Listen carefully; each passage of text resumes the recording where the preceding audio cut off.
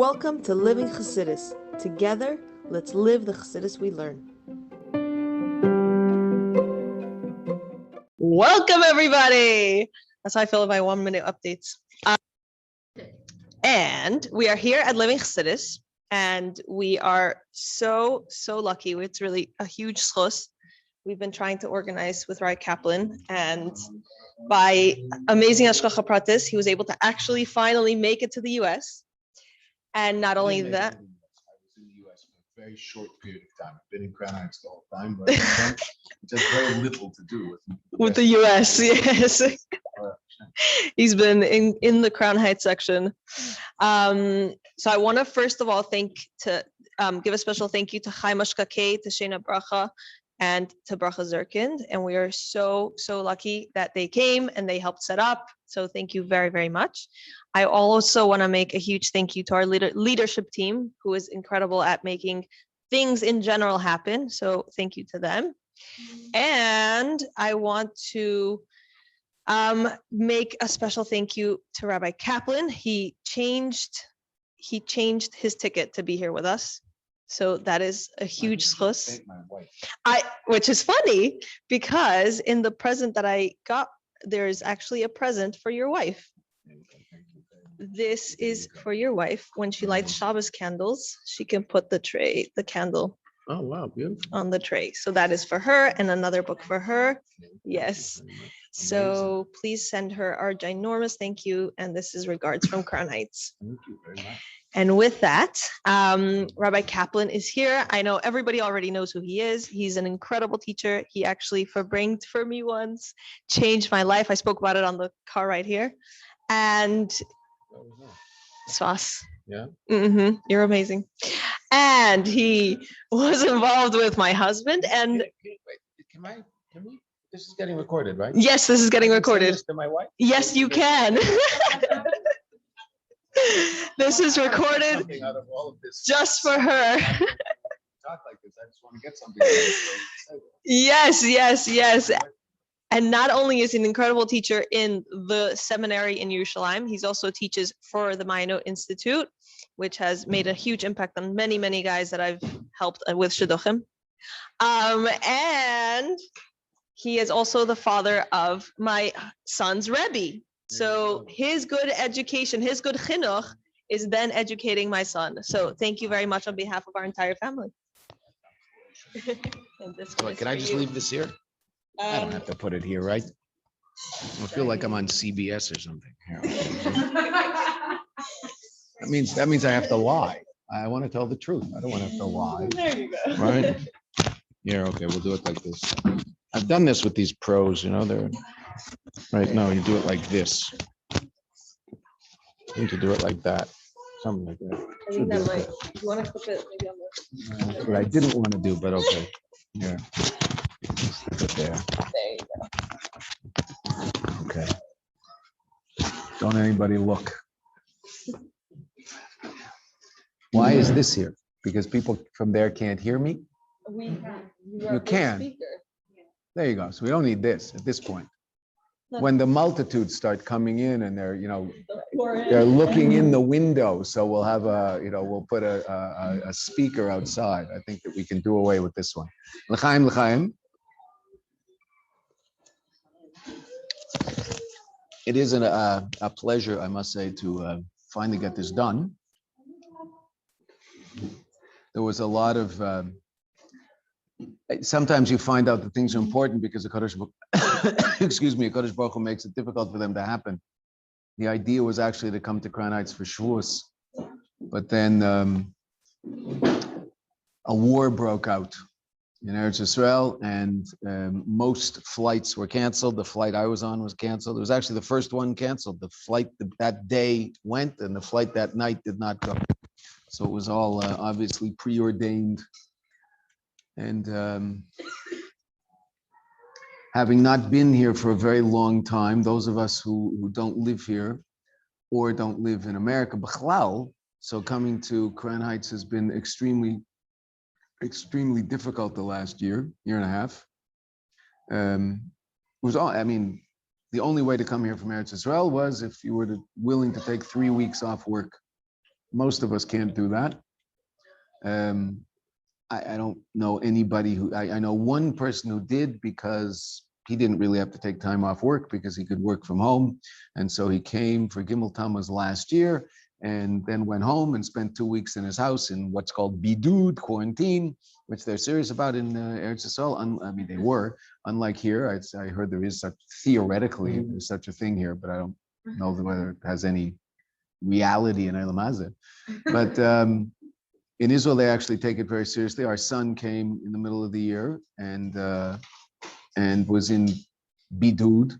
At one point, he was in our house. He got a phone call, and a policeman said, "Is this Rabbi Kaplan?" He said, "Yes." "Where are you?" He said, "I'm in my house." "Okay. Can you go to the back porch, please?" So he said, "Okay." He went to the back porch. "Do you see that nayedet, that police car on the street? Could you wave to us, please?" So he waved. The cop said, "They really were checking up on everybody." Yeah, absolutely. But in all fairness, rightly or wrongly, I have no idea. I have never, ever been responsible for dealing with the pandemic. I hope never to be anybody responsible for dealing with the pandemic, whether they did it the right way or the wrong way. Obviously, there's all sorts of people who said what they did with these lockdowns, all was absolutely the wrong thing to do. There's other people who say, well, look at the numbers, it worked. But bottom line, and now in Eretz Yisrael, there's no such thing. Baruch Hashem, everything's opened up, everything's fine. People are walking around. And I think tomorrow, any vestige of a mask disappears completely inside, outside, nowhere, no masks. So we're basically done. But one thing we had was school, which you also had here in Crown Heights, but the rest of America basically decided that children's education is not so important. Maybe what they're teaching them is better than that in school, but it's not good. It's not so good for children. What that meant for most of us was the inability to come to the Rebbe. That's what it meant for most of us. Couldn't get here. It's just impossible. Right? So there's an old saying that I'm sure you all know, Rebbe Leishana Chia Menayin. The Gemara asks Rebbe Yehuda Nasi was Rebbe Chia's Rebbe. And Rebbe Chia makes a statement in the Gemara. And the Gemara says, Rebbe Leishana, that Rebbe didn't teach that. Rebbe Chia Menayin. So where did he get that idea? What's the source of that halacha in Rebbe Chia? Because Rebbe didn't teach that way. That's the pshat in it. Chassidim have always understood that. Rebbe Loishana. For a year, I wasn't by the Rebbe. Chia Minayin. Where does a chassid have his chayis? How was he alive? And we all dealt with that for the last year and a half now. I understand that since Gimmel Tammuz, we've been dealing with that in a certain way, but chas v'sholem, v'chas v'sholem, v'chas v'sholem, to think that we don't have a Rebbe and to think that the Rebbe is not with us wherever we are. But there's no question that there are places where we go to the Rebbe. Rebbe comes to us, is with us wherever we are. We can talk about that in an amazing story. I heard this during this whole COVID thing. But that being said, as Chassidim, we come to the Rebbe. So whatever that means now, and that's a personal choice that everybody has the right to make as to where they relate to as the place where they go to see the Rebbe. And if I can make a macha in public, don't let anybody tell you where you have to go to see the Lubavitcher Rebbe. That's not their business. If you think it's the women's section in 770, then go there. If you think it's the oil, so go there, and don't let anybody else tell you what they think, because it's irrelevant to you. Because we live in a difficult time where we have to have a certain hergish that we never had to have, a certain feeling, a certain sensitivity to things, and where that sensitivity is heightened is a very, very personal thing. And it's no one's business. It's just, my own little, I'm what do they call it? Venting. I'm venting. So excuse my venting, but I'm venting. It's no one's business where you find the Rebbe. So some people, 770, that's where they go. Okay, that's fine. Some people go to the oil. It's fine. Good. No one has a monopoly on this. And it's difficult enough not seeing the Rebbe B'nai Basa that someone has to tell you where you have to go. I don't like people telling me where to go. Sometimes they say someone should tell that guy where to go, but we don't. So, but we know one thing. For us in Eretz Yisrael, it means getting on a plane. That's what going to the Rebbe means. It means getting on a plane and coming to a place called Crown Heights.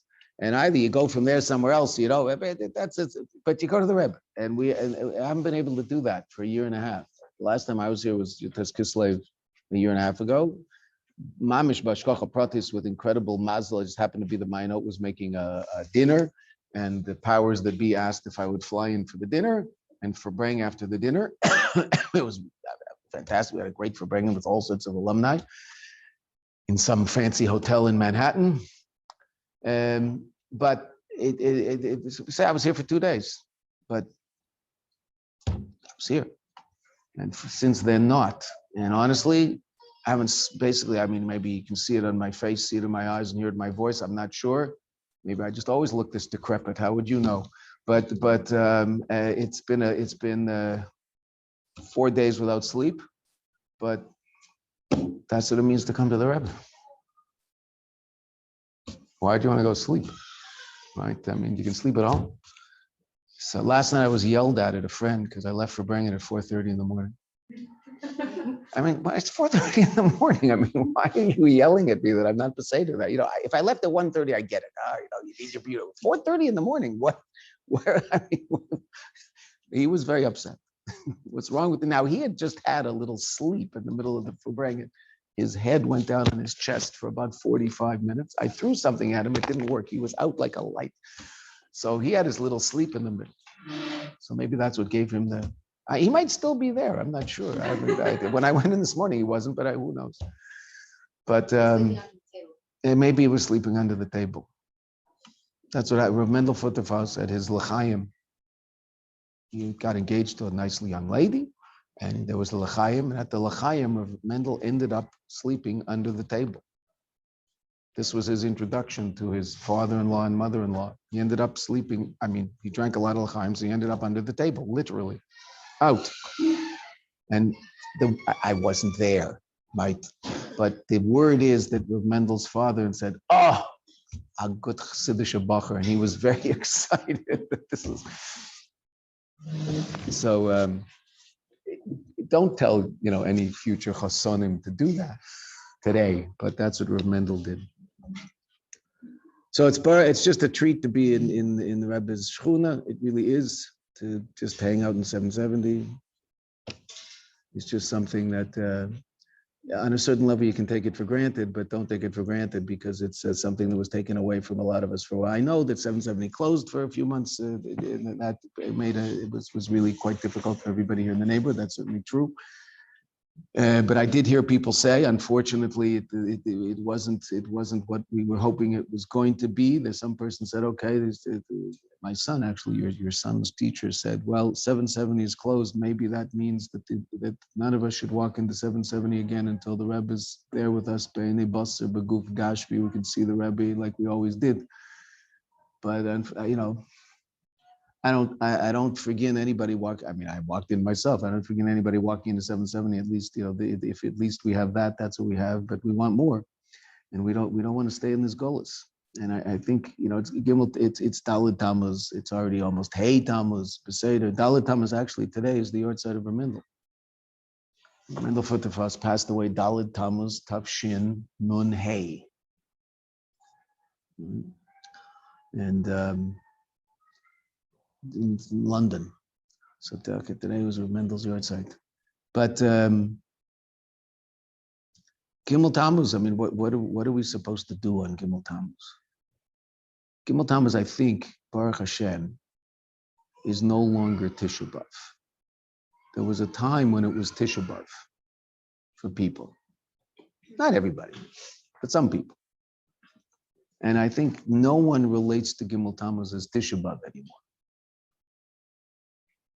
I don't think that's because people don't feel something on Gimmel Tammuz. I think that's because people have come to the realization, all of us, that for whatever reason, Gimmel Tammuz is part of a process, and that process, even though we don't understand exactly why the process has to be the way it is, but that is what HaKadosh Baruch Hu wants.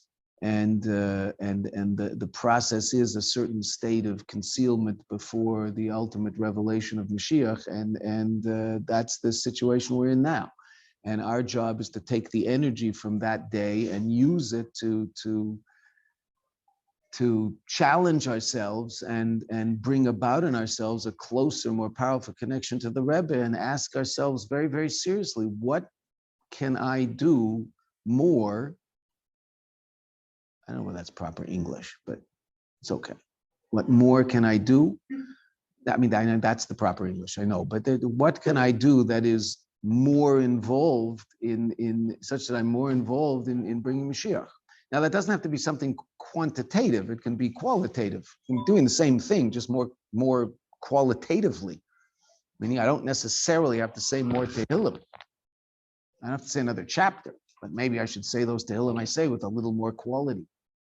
I don't necessarily have to go on more mitzvahim. Maybe I can just add in the quality of that, of the mitzvahim that I do. Or it can be quantitative, but I'm taking upon myself to, adding in a seder and learning or mitzvahim or whatever it happens to be. Remember once in the Sem talking about the fact, and it's a very reasonable thing to do, and it's something that we can all do. Right? Make achlata to take 3 to 5 minutes of your week. Once a week, make a phone call to someone that you don't usually talk to and tell them that you are thinking of them, you love them, and you hope they're okay. If you got that phone call, how would you feel? Wow, that was so nice. That would make your day. Okay, so make a Jew's day once a week. Look in the,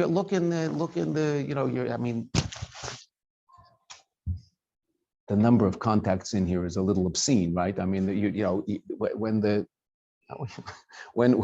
they, you're looking for someone, so like it's just you don't even know who these people are. I mean, they have these names. I mean, who are these people, right? Okay, so there's enough people in here. So find some roommate from Sam that you haven't talked to for 6 months or 6 years, and call them up and say, "How are you? Just thinking of you." You don't want to get stuck in a 20-minute conversation, which is understandable. Don't send one of those notes, right? Voice notes, which are very useful if you don't want to get stuck in a 20-minute conversation. I understand that, but you don't want to do that. You want to talk to them. So say, I have 5 minutes. I'm going into a meeting, but I just really, really wanted to say hello once a week. You can't find 50 people in the next year, right? Then you could call the same people again because you haven't talked to them for a year, unless they called you in the middle and said, "How you doing?" Right? It's one of the simplest hachlatas to do in the world. All you did was make another Jew feel good. What gives the Rebbe more nachas than making another Jew feel good? It's not a big thing. It's not like deep and sophisticated and spiritual. It's just simple act of kindness, right? Which is what the Rebbe wants from us. If there's more, he wants us to do a lot, but simple acts of kindness are also part of it. And we can do it to people. It doesn't have to be painful. I mean, you really do like this person, and it would be very nice to talk to them. I mean, you might have half an hour and you're more than interested in talking for half an hour, but they also might not have half an hour. So take that into account also. And say, you know what, I have 5 minutes, how you doing? And if they want to follow up and call you back later and you talked for half an hour, great, beautiful. But once a week can make another Jew happy. It can't be that won't help Moshiach come. Can't be, right? And we mamish. Last night I told the story that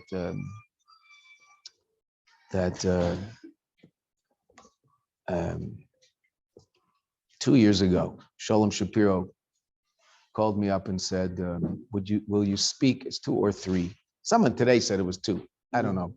I thought it was 3, but it doesn't matter. It definitely wasn't 1 because I wasn't around.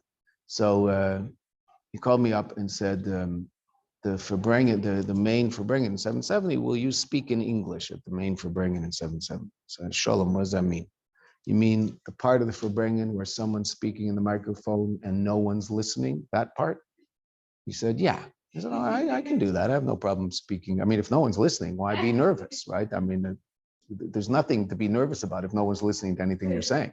Just a bunch of Lubavitchers talking on the floor. Every now and then, the manchel will go, Chevra, and he'll say in Yiddish. And half the people, he's saying in Yiddish because he's a Lubavitcher, and he has to speak Yiddish because he's speaking in 770. Now, of course, 3/4 of the people making noise on the floor are Israeli Bachrim who don't speak Yiddish, but that doesn't matter. I mean, we're not interested in that. We just have to make the public announcement that you should be quiet. So, everybody over 50 stops talking, but no one else. So last night I had the pleasure of speaking. I'm actually, it is a pleasure. It's something special to speak in the Rebbe shul. It really is. It's not. And there was more. They were making a lot more noise than me. So Baruch Hashem is exactly the same. It doesn't go to your head because no one's listening, so it's okay. But just mentioned the story that I heard from Rabbi. It's not really a story. Mashal. It is whatever it is. You can decide what it is. Say that. You decide, and then you can write it down later and send it on a WhatsApp what it was, and then I'll know next time. Is a Yid. It's probably a story some of you have heard. A Yid who was in a shir of Chassidus by the Alter Rebbe. The Alter Rebbe is teaching the union of Einoid Milvada. Now, the Alter Rebbe teaching Einoid Milvada, from Moshe Rabbeinu saying it to Am Yisrael in Devarim in the year 2488, in the month of Shvat or the beginning of the month of Adar. I'm not sure exactly, when exactly did Moshe Rabbeinu say Einoid Milvada. So it's in Devarim, so that's somewhere from Rosh Chodesh Shvat to Zayin Adar in the year 2488. Moshe Rabbeinu said those words, Einoid Milvada, which are rather famous words. It's even become a bumper sticker, right? Or even better is the people who put it in the window in the back of their car, with the individual letters, Einoid Milvada.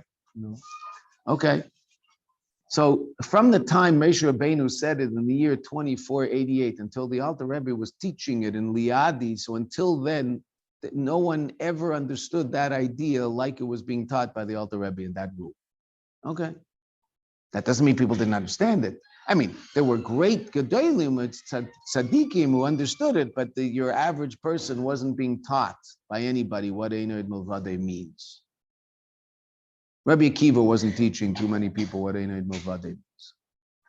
At least not that we see. Maybe privately, but nothing written that we have. And the Alter Rebbe was teaching Einoid Milvada in the Al Pi Chassidus in a way that explains it in the deepest way imaginable. This chassid walked out of that shir, Einoid Milvada.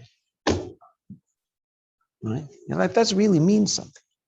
Einoid Milvada. Fresca doesn't really exist. Einoid Milvada. I don't really exist. The chair I'm on doesn't really exist. But Baruch Hashem, hopefully I go out of existence before the chair, else it could be, somewhat.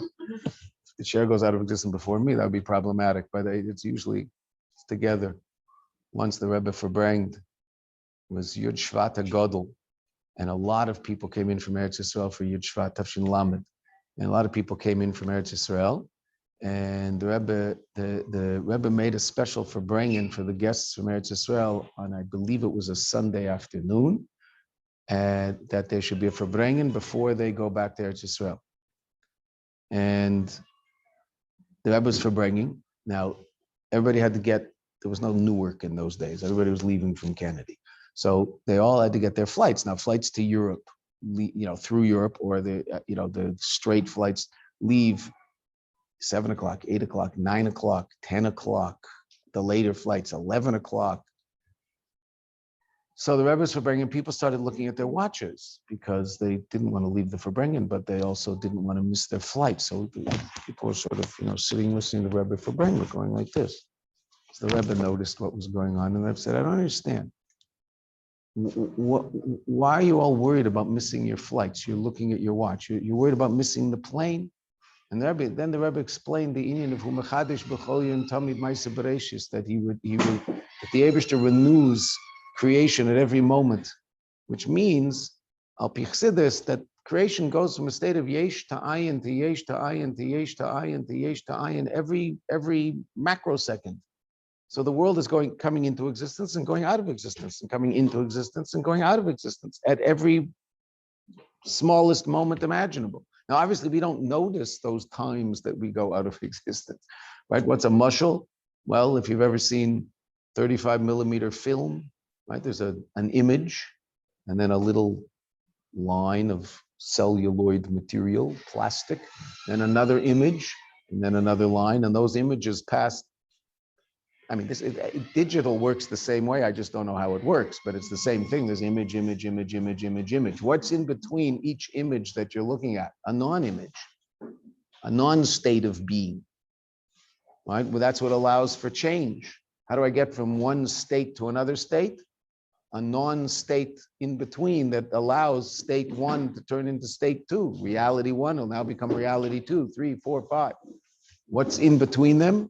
State of non-reality, so to speak. That's the ayin in between each state of yesh. The Rebbe explained this for a few minutes. And the Rebbe said, I don't understand why you people are all worried about missing your plane. The plane you're going to get on doesn't even exist yet. It hasn't come into existence. So why are you worried about missing it? It doesn't exist. When does the plane that you get on come into existence? As you put your foot in the plane just came into existence. Now, so did you. Now, Baruch Hashem, when you're 35,000 feet in the air in that plane, you and the plane are going in and out of existence together. So don't worry about it. It's not that the plane is going to disappear and you're going to find yourself, even if you're sitting in business, it's not going to help very much if the plane goes out of, you'll have your comfy chair, but boy, I really fell asleep on that plane. That was it. No, but that's how the world works. That's how the world works. And that's Ein Milvada. It's all him, constantly. And this chassid was just Ein Milvada. It's nothing but him. And he was really cooking in this. He was really thinking about it. He was walking along. Ein Milvada. Wow. He was so involved in it, he didn't notice that there was a low-hanging branch from a tree on the path he was walking on. And he walked right into the branch. His feet went out from under him and he landed on the ground with a thud. His head really, really, really hurt. And he had one, you run into a tree, you get that little scratch with the little pieces of blood, right? Little, you don't like bleed, but a little scratch. So he goes like this, he sees a little blood. And his head really hurts. Why does his head hurt? Because of the branch. But Ein Milvada. There's no head, there's no branch. So how can my head hurt? What did I hit? I hit Ein Milvada. And my head is Ein Milvada. So I mean, I don't know, he's just sitting there. So he sat, thought about it. 20 minutes he sat on the ground being misbeinen in this Indian. His head was banging from the beating it just took from this branch. How? Ein Milvada. Whoa, does my head hurt? So he came to the conclusion, I've got it. Ein Milvada. Except that branch in my head. Those are the only two things that exist. That story describes our reality all the time. Every single one of us knows Ein Milvada. And every single one of us feels our head and knows there's a branch. And the branch gets in the way and makes our head hurt. Or whatever it happens to be. So how do we navigate that?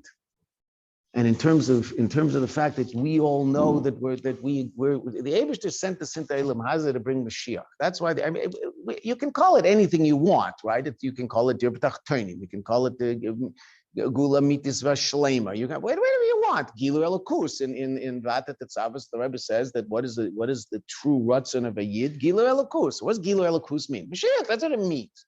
Mashiach by another name. Whatever it happens to be. It means that the Eibishter created the world so that you and I, and we're the generation that's going to do it, and it's very, very exciting. We're going to bring Moshiach. But so this was all about everything that ever happened in the whole history of the world is all ultimately about some generation actually figuring out how to bring Moshiach. Not in some conceptual way. Not Ein Milvada except my head in that tree. But no, Ein Milvada. Where does my head and the tree fit in there? That's really a good question because my head and that tree they're also part of Ein Milvada. It's also just him. Wait, I'm him? No, I'm not exactly him. Right? I mean, I'm not the Eibishter. Seder, but my existence is simply an expression of his existence, and the existence of that tree is simply an expression of his existence. We're not separate from Mayanot Yeshiva. We're all part of Mayanot Yeshiva. There's nothing other than him? Okay, right. Meaning even those things that are out there that appear to be other than him aren't other than him. What's one of those things? And this is really hard for us. It really is hard for us. I'm not saying it's not a drasha. It's true. It's life. I mean, gullus is one of those things that somehow is part of Mayanot Yeshiva. It's like hitting your head against a tree, and it hurts. It scratches. Without no gullus, I'd be fine. You talk to people about bringing Moshiach. Well, if the Rebbe would just send Moshiach, I'd get from it. I could bring Moshiach. I have no problem bringing Moshiach once Moshiach is here. It's bringing Moshiach from Golis. That's my problem. Well, where else exactly are we going to bring Moshiach from? Right? What are we going to transform into Geula? Geula? Then it's done. That's not a big deal. The idea is to transform Geula into Geula by finding the Aleph, being Mesif, the Aleph in Geula, so it transforms into Geula, which is finding Elokus in Geula. What does that mean? That means finding Elokus in our lives. Living Elokus, breathing. I feel like it's so much easier to talk to people about, like when you're on the site, it's so much easier to talk to people about Moshiach when you feel like Moshiach's right here. And then I'm like, oh, that, oh, yes, that. But like if you're talking to them about like Moshiach and like it's like some distinct concept that like, what do you say? I don't know, for me, sometimes it's a little embarrassing. Well, Just like telling them like your reality doesn't really exist, like there's a better reality. I guess you were saying it doesn't exist, it's just kind of like what doesn't exist? What do you mean? It's like telling people like this isn't where it's at, like there's a better, like there's a, like, what is it? Like, Everybody knows this isn't where it's at. But if there's one thing, right? Yeah, I mean, but for me, it's like I don't know, maybe it's something that it's like hard to like tell people like an alternate reality. That's how I feel. I don't know, but I think I hear what you're saying, but I think people are so open to that these days. I mean, they're trying to create an alternate reality, right? They're trying to take the courthouse and turn it into a pile of ashes. I mean, that's creating an alternate reality. Let's burn down everything, right? I mean, one thing as a spectator from the outside watching modern day America, one thing is striking. People are just so angry. What are they so angry about, these people? They're just so angry. Democrats are just angry at everybody. What are you angry about? So what's the positive of that? There's an amazing sikha the Rebbe asks, right as all of the stories begin in Bamidbar, the stories that aren't always the best stories, right? And the first story is the Misainanim, the ones who complain, right? And the Rebbe asks, what? And when do we read it? Parshas Naseh, right after Shavuos, sometimes before, but usually right after. What are all these complaints? The Rebbe says an amazing thing. In general, I mean, if you're taking a long sikha and turning it into something very short, but we're supposed to do that. The Rebbe says, when a Yid complains about reality, what are they really complaining about? Their nefesh elokis isn't satisfied with what's going on, and their nefesh elokis isn't satisfied with the level of elokus being revealed in the world, and so they're complaining. Now, their complaint might come through the nefesh bahamis and end up being just kvetching. Okay, what's the source of it? The source of it is in a Yid, not in the people burning down Portland, but in a Yid. It's coming from a place of a lack of satisfaction with reality as it is. Oh, okay. So where it's coming from in these people, I don't know, but at least we can take all of that incredibly negative energy and try to transform it into something positive. That at least what these people want is a new world. The new world they want is really, it's called Venezuela. It's not new. I mean, right? All you want is Venezuela. So why are you doing this? right? You want to call it Russia, you call it whatever, it doesn't matter, Cuba. You want to create just disaster. Okay, but that's not new. That's old news. Why are you living old news?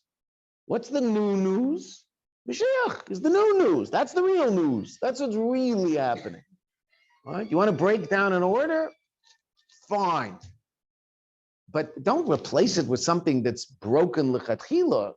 Connect to what's real, what's not broken. And what people are definitely looking for something alternative, which is positive.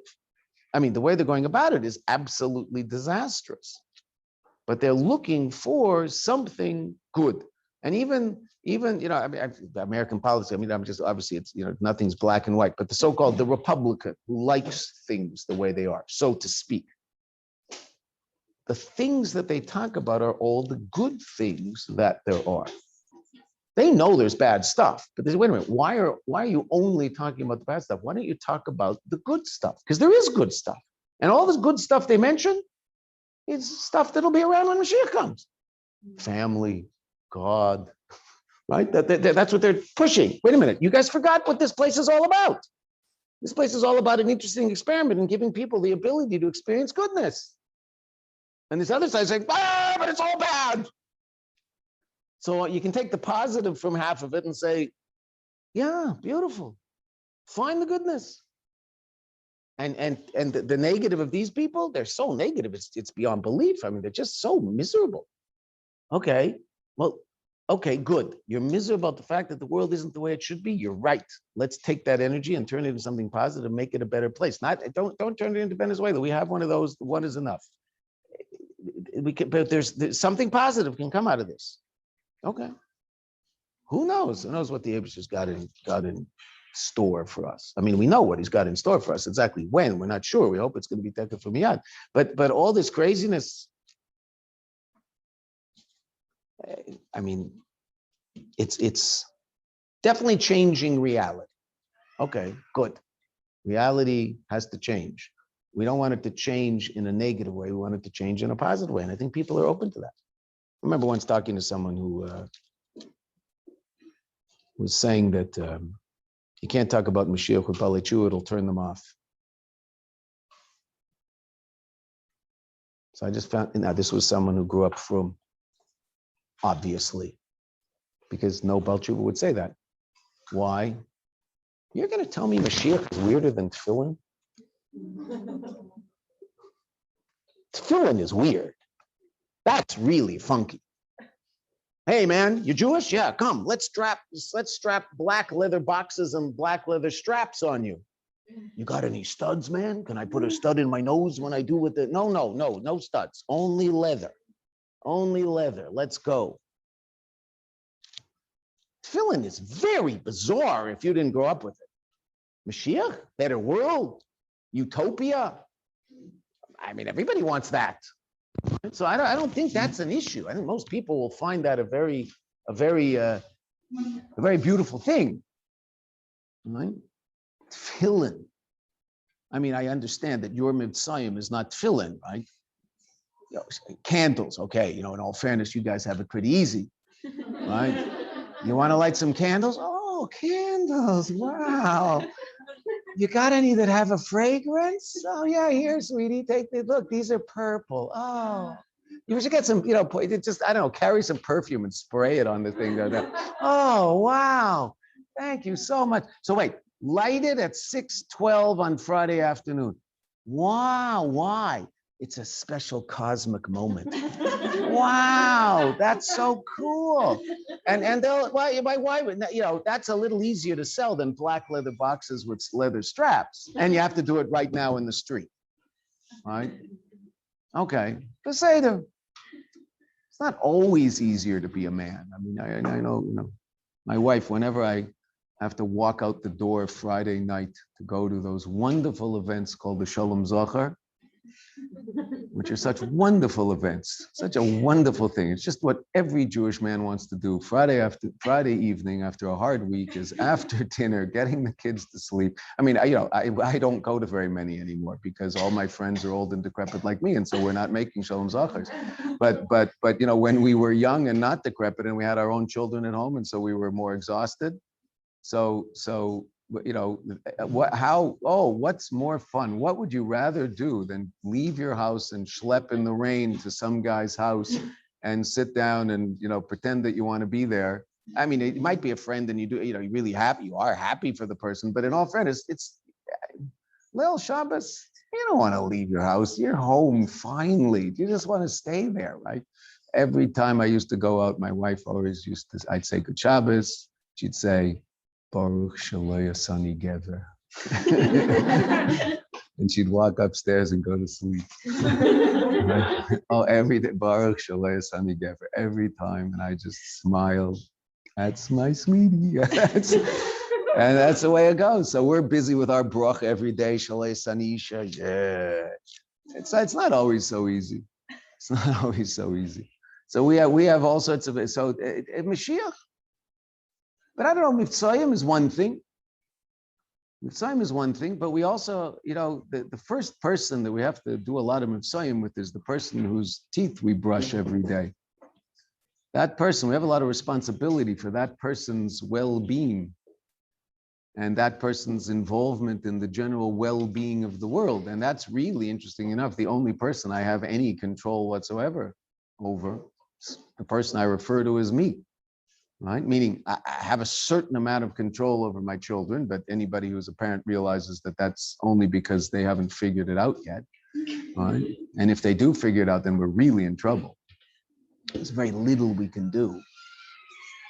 And certainly don't have control over our spouse. We don't have control over the people around us. Why? Well, we're not supposed to have control over these people. These people are individuals who are supposed to have control over themselves. They're living their life.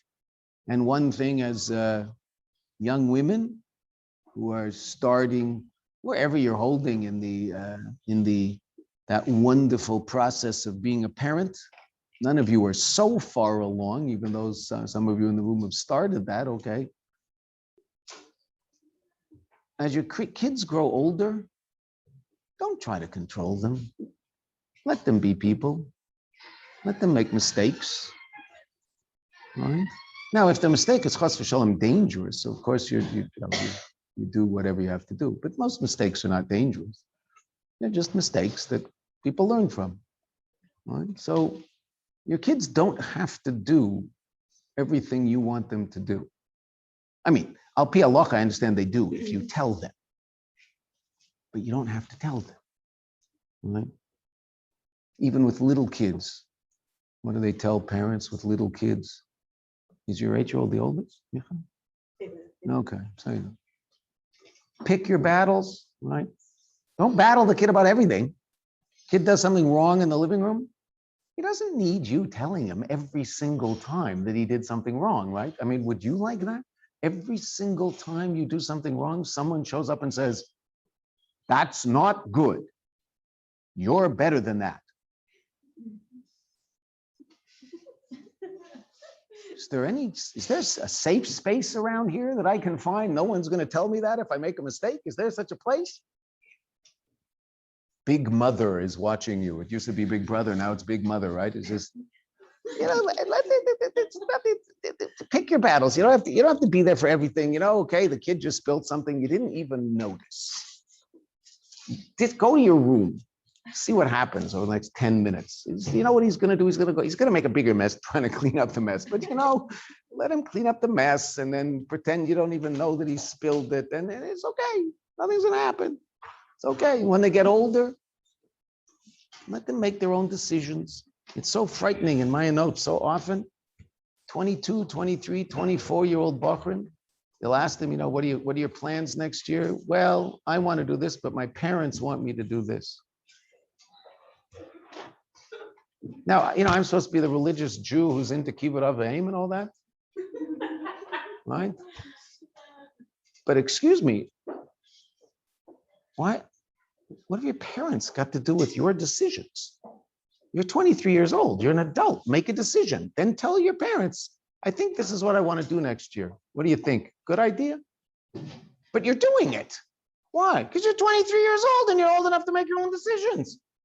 And make them. And what's the problem? I don't think the 23-year-old kid is the problem. I think the parent of the 23-year-old kid is the problem. And the parent won't let the 23-year-old kid make a decision. So then the 23-year-old kid doesn't think he can. Of course he can. If he can't, so then really the parent should stay out of it. So he'll learn how to. Right? So many parents getting involved in things that isn't their business. Meaning, I understand it's their child, and I understand sometimes children make choices that we don't want them to make, but they're allowed to make them. They're an adult. They're an individual separate from you, and they're an adult, and they can make those choices. And it's very important as a parent to let them make those choices. You ever notice that's how God runs the world? He lets us make our own choices. He doesn't stop us before we make a mistake and go, no, don't do that. Whoa. Right? Now, we'd be really good that way. We'd all be marshmallows. We'd have no personality, no reality. That's exactly the world God didn't create, right? There was a world like that. It's called Gan Eden. It lasted a few hours, and the Eibishter, on the sixth day of creation, not part of the history of the world, part of the creation of the world, destroyed that world. Right? The sixth day of creation is the destruction of Gan Eden, because that's not the world the Eibishter wants around. He wants a world where you and I, milamata, learn, teach ourselves, teach others, figure it out, make mistakes, and ultimately come to the realization of Mayanot Yeshiva and act the way we're supposed to act and get things together and bring Moshiach. Oh, good catch. That's what the Eibishter wants. You ever notice how our Rebbe does it? Go open a Chabad house. How? What are you going to meet for? Go open a Chabad house. Rebbe told anybody how? No. Just said, go open a Chabad house. What am I supposed to do? Figure it out. Sometimes, it's interesting because I hate to pull rank, in terms of age, but I just remember this, and it's not something that would happen today. There would be certain things happening in Lubavitch that were clearly not positive. People fighting and not getting along. It's not like this is new. Lubavitch has been a bunch of Russians banging into each other for a very long time. So people always wonder, especially people outside of Lubavitch, why doesn't the Rebbe just tell them to stop? Never would. Rebbe never did. Now, that doesn't mean the Rebbe didn't express displeasure sometimes. It's things people did. That the Rebbe definitely, or the opposite. But most of the time, you figure it out. Go figure it out. I'm telling you what the truth is. This is truth. This is what's real. This is Ein Od Milvadei. Now go figure it out. In your own life, your own way. Why is that? But that's because that's Selam Hazeh, that's a Veda. That's it's interesting. There's an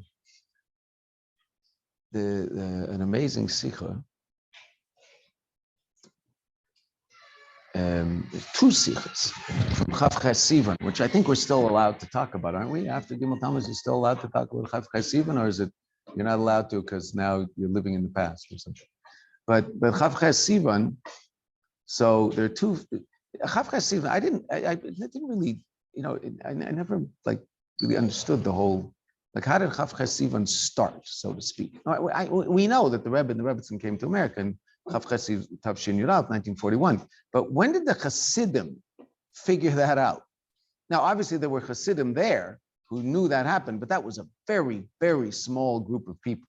There were very few people around them. I have a neighbor in Har Nof who grew up in this neighborhood, used to have an insurance agent. I don't think it's not there anymore. Used to have an insurance agency on Kingston Avenue called oh man, I'm blanking. Anyway, there was an insurance agent, and he ran it, and then his son ran it until 10 years ago. It was there. So he remembers. He grew up in the neighborhood. When the Frierdiker Rebbe came to America, Tes Adar Tavshin, 1940. He remembers his father. They weren't Lubavitchers. They lived in Crown Heights, but they weren't Lubavitchers. There were no Lubavitchers in Crown Heights in 1940. Friedrich Rebbe wasn't here yet. All right, so his father took him to the docks to welcome. He said, a big tzaddik, he just got out of Europe and he's coming. And he didn't say the Friedrich Rebbe because the Friedrich Rebbe wasn't the Friedrich Rebbe, right? He was the Rebbe. It's the Lubavitcher Rebbe, and we're going to go to the docks. So he remembers going to the docks. Solomon's insurance. Lenny Solomon. So Lenny told me, Eliezer is really. So he said that he remembers his father getting phone calls to be mashlim a minion for the Friedrich Rebbe. Right? There wasn't a minion. They needed a tent for the Friedrich Rebbe's minion. So his father would get a phone call, and his father would go to 770 and go upstairs to the Friedrich Rebbe's room and be mashlim the minion. There was no one around at the beginning. No one. I mean, how could there be anybody around? The Rebbe just got here. Friedrich Rebbe. So when the Rebbe came a year later, there was still very few people around. So the few people who were around knew, I think Fogelman wrote a Yoman that's like, people published it later, but no one knew. How did people find out that there's this reality called Chav Ches Sivan and that the Rebbe and the Rebbetzin came to America on Chav Ches Sivan Tavshin Aleph? In Tavshin Mem Daled, 1984, they published some igros of the Friedrich Rebbe, and in one of the igros, the Friedrich Rebbe writes, it was stated Chav Ches Sivan that today my daughter and son-in-law made it safely to America from Europe. So the Chassidim went, oh, the Rebbe came Chav Ches Sivan. So of course, Bachrim being Bachrim, started making a shturim about Chav Ches Sivan. So that year there was nothing. In Mem Vav, they wanted to make a big shturim. They put up posters, and the Rebbe actually did say a Sichan Chav Ches Sivan, but the Rebbe talked more about Tes Adar, Friedrich Rebbe come. Didn't mention him come. He didn't talk about Chav Ches Sivan itself. Didn't even mention Chav Ches Sivan, but there was a Sicha. But it's interesting when it's so the Rebbe, when the Bachrim said they wanted to make a shturim about Chav Ches Sivan because the Rebbe came from Europe, the Rebbe said, Ishu Beisai. Meaning the man and his wife, not just the Ish, the man and his wife, we both came, right? Ishu Beisai, Bachrim, what do they know from such a thing? Right? So the Rebbe was teaching them, hello, I didn't come alone. And Ishu Beisa, the Rebbe said. The first time the Rebbe Farbrengen the Mamish on Chav Ches Sivan and actually talks about Chav Ches Sivan was Tavshin Mem Tes. It fell out on Shabbos. There's a Sicha all about Chav Ches Sivan. And it was Parsha Shlach, and the Rebbe talks about the Indian of Ladaitcha. This was all an answer to your question. I know it took a while, but that's why a Farbrengen doesn't have a title. Because everything takes a while in Farbrengen. The Rebbe explains the meaning of Ladaitcha, Shlach Lecha, right? You send, what's Lecha? So Rashi says Ladaitcha, in accordance with your will. Ani eni mitzav lecha. I'm not commanding you. If you want, you can send. That's what the Rebbe says to Moshe Rabbeinu. The Rebbe explains the meaning of Ladaitcha. So there's two different levels of a person's behavior. There's behavior that is a function of a tzivui, a command from above. And there's a whole new level in Aveda which is revealed in Shlach, and that's L'daitcha, that mila mata, from the Jew, him or herself, mitzad, their own appreciation of the Eibishter's will, that they become sensitive to what God wants, even though he doesn't tell them, and that's L'daitcha.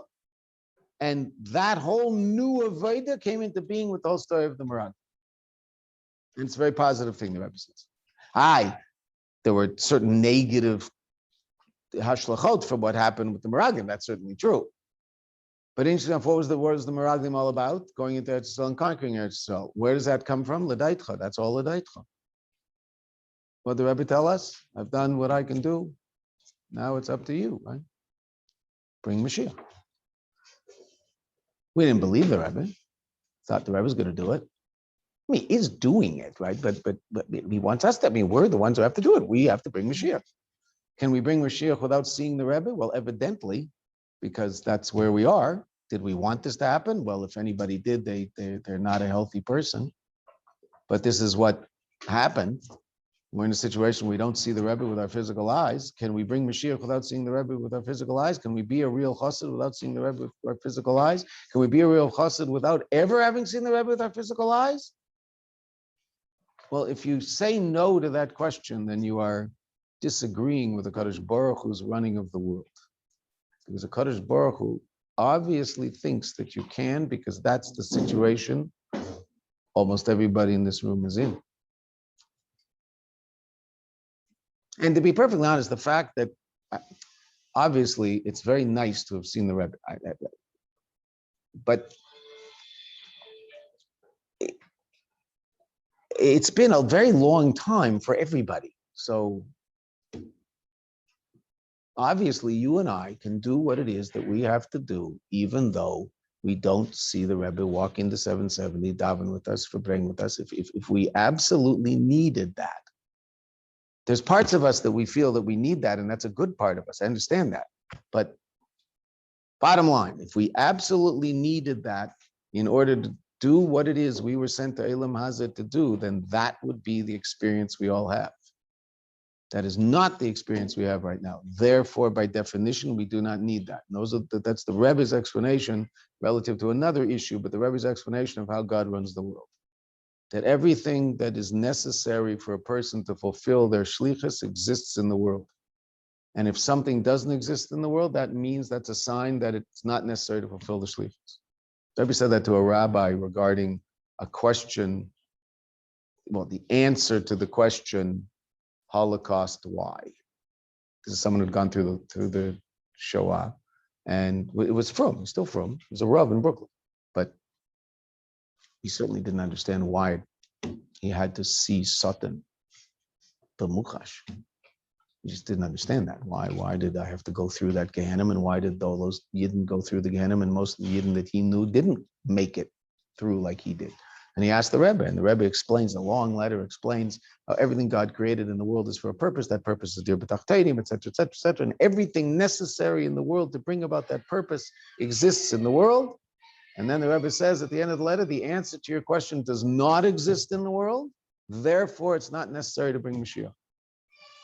The Rebbe told us that they're not Moshiach, so we don't see Moshiach now. Well, but I don't need Moshiach to bring Moshiach. That's what we're talking. We're talking about bringing Moshiach. I can't. If Moshiach shows up, then the Aveda bringing Moshiach is over. We did it. We're finished. Right now, you and I have an Aveda to do. We have to bring Moshiach. We are absolutely, completely, and totally responsible for that reality. Don't blame anybody else. It's not the people who disagree with you who are not bringing Moshiach. The only person that I know who can bring Moshiach is me. And the only person you know who can bring Moshiach is you, because you have control over your life and you can use your life to bring Moshiach. Does that mean that there are other people, of course, there's all sorts of people doing that. Are they doing a better job than me? Of course they're doing a better job than me. But the only person I know who I have control over, who can mamish bring Moshiach, is me, because that's the only person whose life I live. I only live one person's life, Baruch Hashem. I mean, we talk about, there are parents who like to live all their children's lives. Get a life, one. Live your own. Your children are not little nachas machines that exist to give you nachas. They are individual human beings that have their own aveda. How do you stay away from controlling your kids? If you have such a taiva, go talk to a friend and figure out how not to act on it. Right? I mean, it's a taiva like anything else.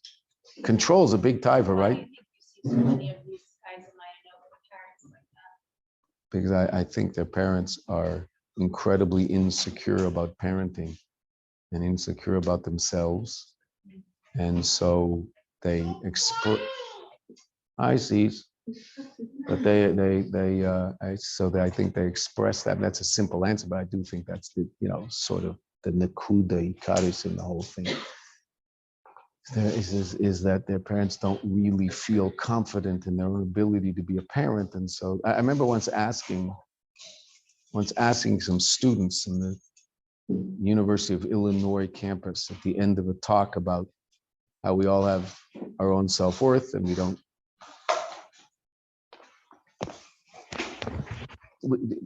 I mean, maybe we'll go there later, but we're not going there right now. But just the story that it was at the end of a talk about the fact that you aren't worth something because you accomplish things. You're worth something because God created you. Now go accomplish things. And that's how the Rebbe looks at us, and that's how the Rebbe looks at the world, and that's how God looks at the world. So we're worth something because God created us. A person doesn't have to do something to be worth something. So we're talking about the fact that so often in the Western world, a person is judged by their accomplishments. So if they accomplish more, they're worth more. And if they accomplish less, they're worth less until they could be worthless. And that's not good. So then it happened to be the shaliach told me it's exam time. So you're going to have to finish pretty early because the kids are pretty stressed. So I don't know what got into me, but anyway. So I asked them, you guys are having exams tomorrow, huh? Yeah. Can I ask you a question? So we were having a good time by this time. So they was, okay, yeah, fine. Okay. Do you think you're worth more? Are you going to think that you're worth more if you get an A on the exam tomorrow as opposed to a B? So most of them said, yeah. I said, do you think that's true now? They said, no, probably not, but yeah, I will. Okay, good, fine. So then I said, can I ask another question? Yeah. Do you think your parents are going to think that you're worth more if you get an A than if you get a B? It was silent like this for a while. Like, whoa. Yeah, I think so. Yeah, I think so. So then I said, can I ask a third question? By this time they were nervous. Can I ask a third question? They burst out laughing, but it was nervous laughter. Do you think your parents are going to think more about themselves if you get an A as opposed to a B? And they all said, yep. Now you tell that 19-year-old kid with that pressure that the mark he gets on that exam is his self-worth, his parents' view of him, and his parents' view of themselves. Because if their kid got a B, they're failures. Now, go be a happy, healthy, well-adjusted human being. You're wondering why that kid's drunk and on drugs all day? Which he is. Of course he is. Who could live with that pressure? Who could live under such pressure? Everything that I'm doing is not only about me, it's about my parents and my grandparents. Yeah, I mean, who knows? It could be generations. His aunts and uncles could be involved in this. They're all sitting at home, watching, waiting.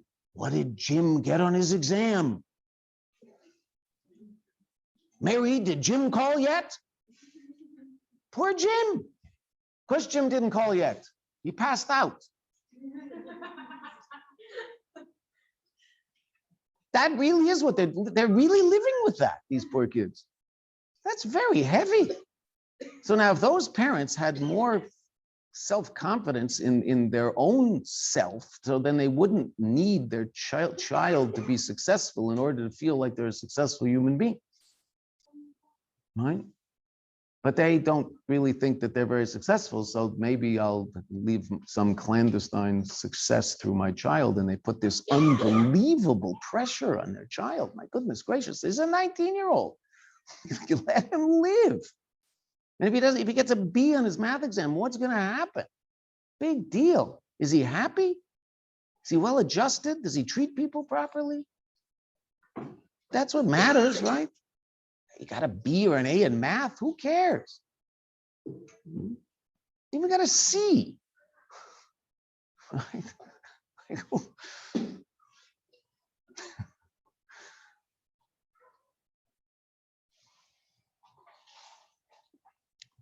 And we can do it to ourselves. We can do it to ourselves. And the Rebbe comes and tells us that's not what life's about. And then each and every one of us can accomplish amazing things, but we're not worth something because we accomplish. What does the Rebbe say to us? You are so amazing, so now go accomplish. There's no end to what you can do. The Rebbe tells us over and over and over again. And most of the people in this room, in all fairness, I would say basically all of you, in all fairness, I would say that too. You're at a point in life, you're at such an amazing place in life. There's almost nothing you can't do. Okay, but say there's some kids and there's a certain amount of, that's definitely limiting. And okay, say that, but basically, there's so much that you can accomplish. Not to be worth something. There's so much you can accomplish because you're worth so much. Because the Rebbe believes you. And why does the Rebbe believe in you? Because the Rebbe knows who we really are and we're created by the Eibusher. And if we're created by the Eibusher, then we must be worth something. Because there was an old Lubavitch poster, God don't make junk. God don't make junk. That means, the kid who's not so good at things, give him his respect. Good, but how about ourselves? God don't make junk. I'm not junk. Can't be junk. God doesn't make junk. So therefore I must be worth something. You are. Good. Now go, do, live, make it happen. There's no end to what we can make happen. And in all fairness, there's times in life when we have more opportunity and times in life when we have less opportunity. Not just because in all fairness, we probably spent a long time dealing with those opportunities. So there's less avenues open. It's not that no one's retiring, but I was asked to take over a particular school by someone that was, needed to be taken over.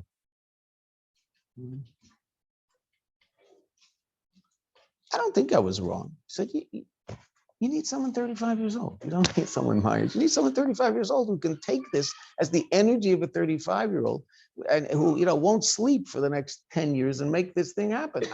You don't need someone who's, energy level is diminishing, not increasing. Right? The last 4 days in Crown Heights, I tried to keep up with Bachrim. I didn't try to keep up with Bachrim. I just happened to be doing the same thing Bachrim were doing, which is what everybody was doing. We're sitting Farbrengen every night until 4 in the morning, 5 in the morning. Right. Okay. So last night I left the Farbrengen at 4:30 because I'm a lowlife and a thief, and and my son was, just warming up. He gives me a big kiss. Goodbye. See you tomorrow. Fine. So I saw him this morning. I said, until when were you here? So he said, well,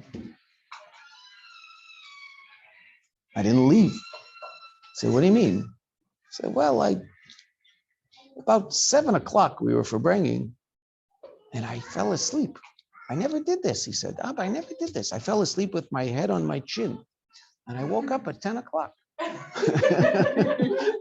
Woke up in 770 at 10 o'clock, sitting in the same place. Whereas now all of a sudden it's full of people in Tammuz and Tefillin. The Rebbe's minyan is about to begin. He probably woke up at 5 to 10 because there's a song that starts at 5 to 10. It probably woke him up, right? So then he said, well, I got up and I went to my room and I got stuff for the mikveh. I went to the mikveh. I didn't get back. So that, Now the night before, I know he was up until 6. So how do you do that? When you're 20, that's okay. At a certain age, you can't do that anymore. You can do it once, twice, but just night after night. Okay. So you guys are at you're at the place. The Eibusher is giving you lots of energy to get things. I'm not retiring. I'm not. But there's a time in life when you do have less energy. And I think I was right to tell him, find someone 35 years old. Find someone who can take this under their wing and go with it. This is their whole life, right? And that's harder to do when you're at 65, to take something completely new under you and this is your life. Okay, this is your life, but you know what? Grandkids are the coolest thing in the world. There is nothing like grandkids. So it's going to be hard to keep someone at work all day if you can, go hang out with some grandkids, right?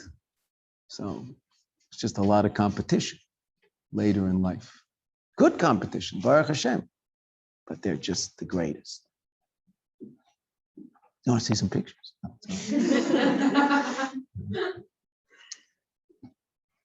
You're at that place, and it's your generation that's going to bring Moshiach. The question that everybody asks, and it's a real question. It's not chas v'shalom to belittle the question. Everybody asks it. It's a real question. How can we be Hasidim? We never saw the Rebbe, etc. I get it. I do. I get it. Don't worry. But okay, fine. It's a real question. But bottom line, I'm going to go out inside. Are you allowed to make are you allowed to sing in here? Or is that too much noise for that's okay? Yeah. Okay, so I'm going to leave. I'm going to walk out somewhere and let you guys, because there's this thing that is unfair in the world. And I feel so good about the fact that I have been part of solving it temporarily. Women, when they leave SEM, rarely get an opportunity to sit with another 30, 40 women and sing the Gunim, which is what they got used to doing in SEM. And then you leave SEM and you don't have that opportunity very often. Men have that opportunity all the time. We Farbrengen and sing the Gunim all the time, right? And, in Yeshiva, we say Kedusha in 770. Sing a niggin with 5,000 other people and just, you're taken to another place. Okay. Women don't get that opportunity as much. So I must say one of the nicest things of sitting with women is to leave them in the room and give them the opportunity to sing a niggin together. So I was actually going to say something. I don't remember what it was. So I guess that's my cue to go let you sing a niggin. But I will tell you something that the people who've heard me say this, I apologize. I know you heard me say this, and Beseder, but it's all right. Rav Mendel used to say that people think that in Farbrengens we sing a niggin in order to give the person talking time to think of something else to say. The person talking ran out of things to say, and then they get that serious look and they go, oh yeah, oh yeah, no, no, oh. And then everybody joins them and they stop singing. They say, all right, okay. So that's not true. That really isn't true. Right, that really isn't true. But Rav Mendel said something very deep. He said it's not true. We don't sing a niggin in order to give the person time to think about something to say. The only reason we say anything at a Farbrengen is that we'll have what to think about when we sing the niggin. That's what Rav Mendel said. Rav Mendel knew what a Farbrengen was about. So I'll go stand outside. I'll go stand outside. I'll pretend that I can't hear you. And sing, but don't, I hate to be annoying. Actually, that's not true. Sometimes it's enjoyable being annoying, but right now I'm really not trying to be annoying. Don't sing, 7 songs, a third of the song, and do a whole medley of the, greatest Lubavitch hits. Find one niggin, sing it again, get into it, think about it, okay? And I'm gonna go hide outside. Oh yeah, I don't want to take this. We have to go back to Ladaitcha, because Ladaitcha is, Rebbe says some really interesting things about the inyan of Ladaitcha, which we got there and then ended up somewhere else, sort of.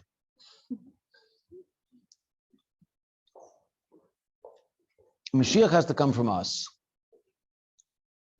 Our avodah has to come from us. Meaning the Eibishter tells us what to do, gives us lots of help in terms of how to do it. But interestingly enough, most of the help in how to do it came milamata. It's called Torah Sheba'al Peh.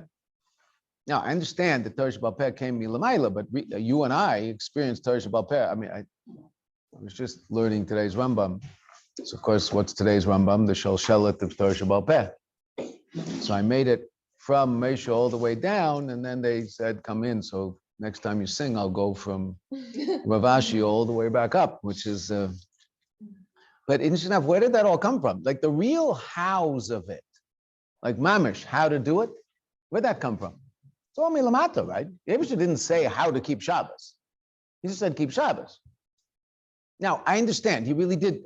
Of course, it came from Moshe and it came from the Rebbe and was given to Moshe and Sinai and Torah Sheba'al Peh was taught. But that being said, all of those discussions of the Tanoim and the Amarayim that we learn, that's all Torah Sheba'al Peh, which is coming milamata to help us understand how to do the Ratzon of the Rebbe, which comes milamayla. Because everything's milamata. Everything comes from below. It's the way the Rebbe wants it. The Eibishter wanted a dir b'tachtenim, right? Chazal say the Medrash in Tanchuma, Parshas Nosei, that the Eibishter wanted. He had a Nisavele Kadosh Baruch Leis Baruch dir b'tachtenim. Okay, say that. So he wants a dir b'tachtenim. So what does Chassidus explain? It's not just that he wants a dir b'tachtenim. He wants the tachtenim to make him a dira. Because if you want a dir b'tachtenim, so make a dir b'tachtenim. What do you want from me? Create a world, make that world a place that has some aspect of tachtein to it, but that you're revealed there. And it's done. The Eibishter can't make a dir b'tachtenim? Don't say that, right? Or else you get yourself in a little bit of trouble. The Eibishter can do whatever he wants. Right, and everything he did, and it's such an important point in Chassidus, everything he did was beratzon and not behechrich. Anything the Eibishter does is because he wants to, not because he has to. Doesn't have to do anything. There has to be an Eilam Atzilus in order for there to be an Eilam Abriya? No. The Eibishter wanted there to be an Eilam Atzilus, and from that Atzilus there came something Briya, and from that Yitzira, and from that Asiya, and then Asiya Gashmis. That's all because the Eibishter wants it that way, not because it has to be that way. Yes, in Chassidus, we often explain how it has to be that the light is affected, but that's only because the Eibishter wants it that it has to be. And if the Eibishter wants it that isn't the way it works, so it won't work that way. Why are there 10 spheres? Because the Eibishter wants there to be 10 spheres. Not 10 spheres because there have to be. The Eibishter wants 10. Why 10? I don't know. Baruch Hashem, he doesn't want 12 because then we'd have an extra finger. Well, you would, right? I mean, if there were 12 spheres, you'd have an extra finger and you'd count 1, 2, 3, 4, 5, 6, 7, 8, 9, something, then 10, which would mean one group of 12s and 0 units. That's how you'd count, right? What are those two? I don't know, make them up. 9, shmen, ben, 10. Right? But he didn't do that. He did 10. I mean, it would always be 10, but 12 would be 10. Because what's 10? One group of whatever it is and 0 units. So there's 10 spheres because he wants there to be. What does he want?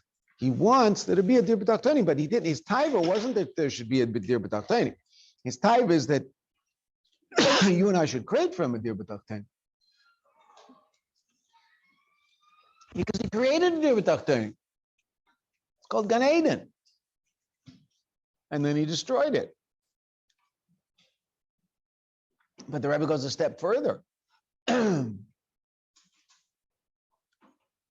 Don't ever eat these chips if you have to talk.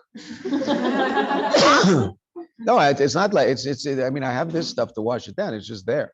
It's not like, oh, give him some water. Well, Fresca is just water with poison. So it's all the same stuff. I allow myself to drink Fresca whenever I'm in the United States because there isn't Fresca in Eretz Yisrael. So it's my little treat of completely unhealthy, glow in the dark food because there isn't any, and so I don't even have to worry about a taiva for it in Eretz Yisrael.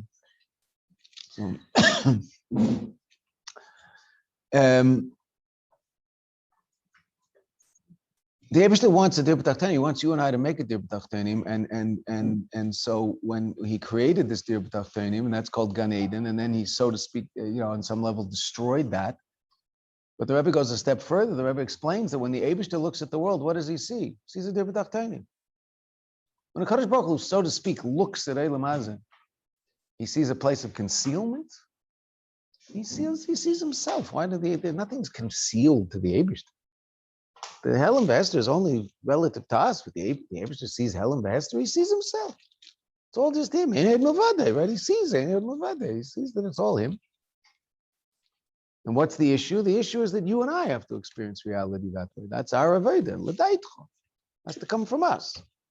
Has to not be. Yes, the Eibishter told us to do that, but it has to be. We bring it about by making it our reality.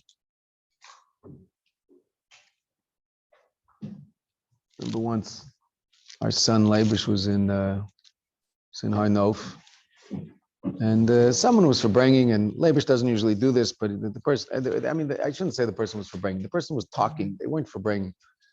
And Leibish got upset, so he sort of took over the Farbrengen, which is not his personality usually, but he did it. And Baruch Hashem, because it turned into a great Farbrengen. But what was he koching in? Well, obviously something he was thinking about. He said he was thinking about this in davening.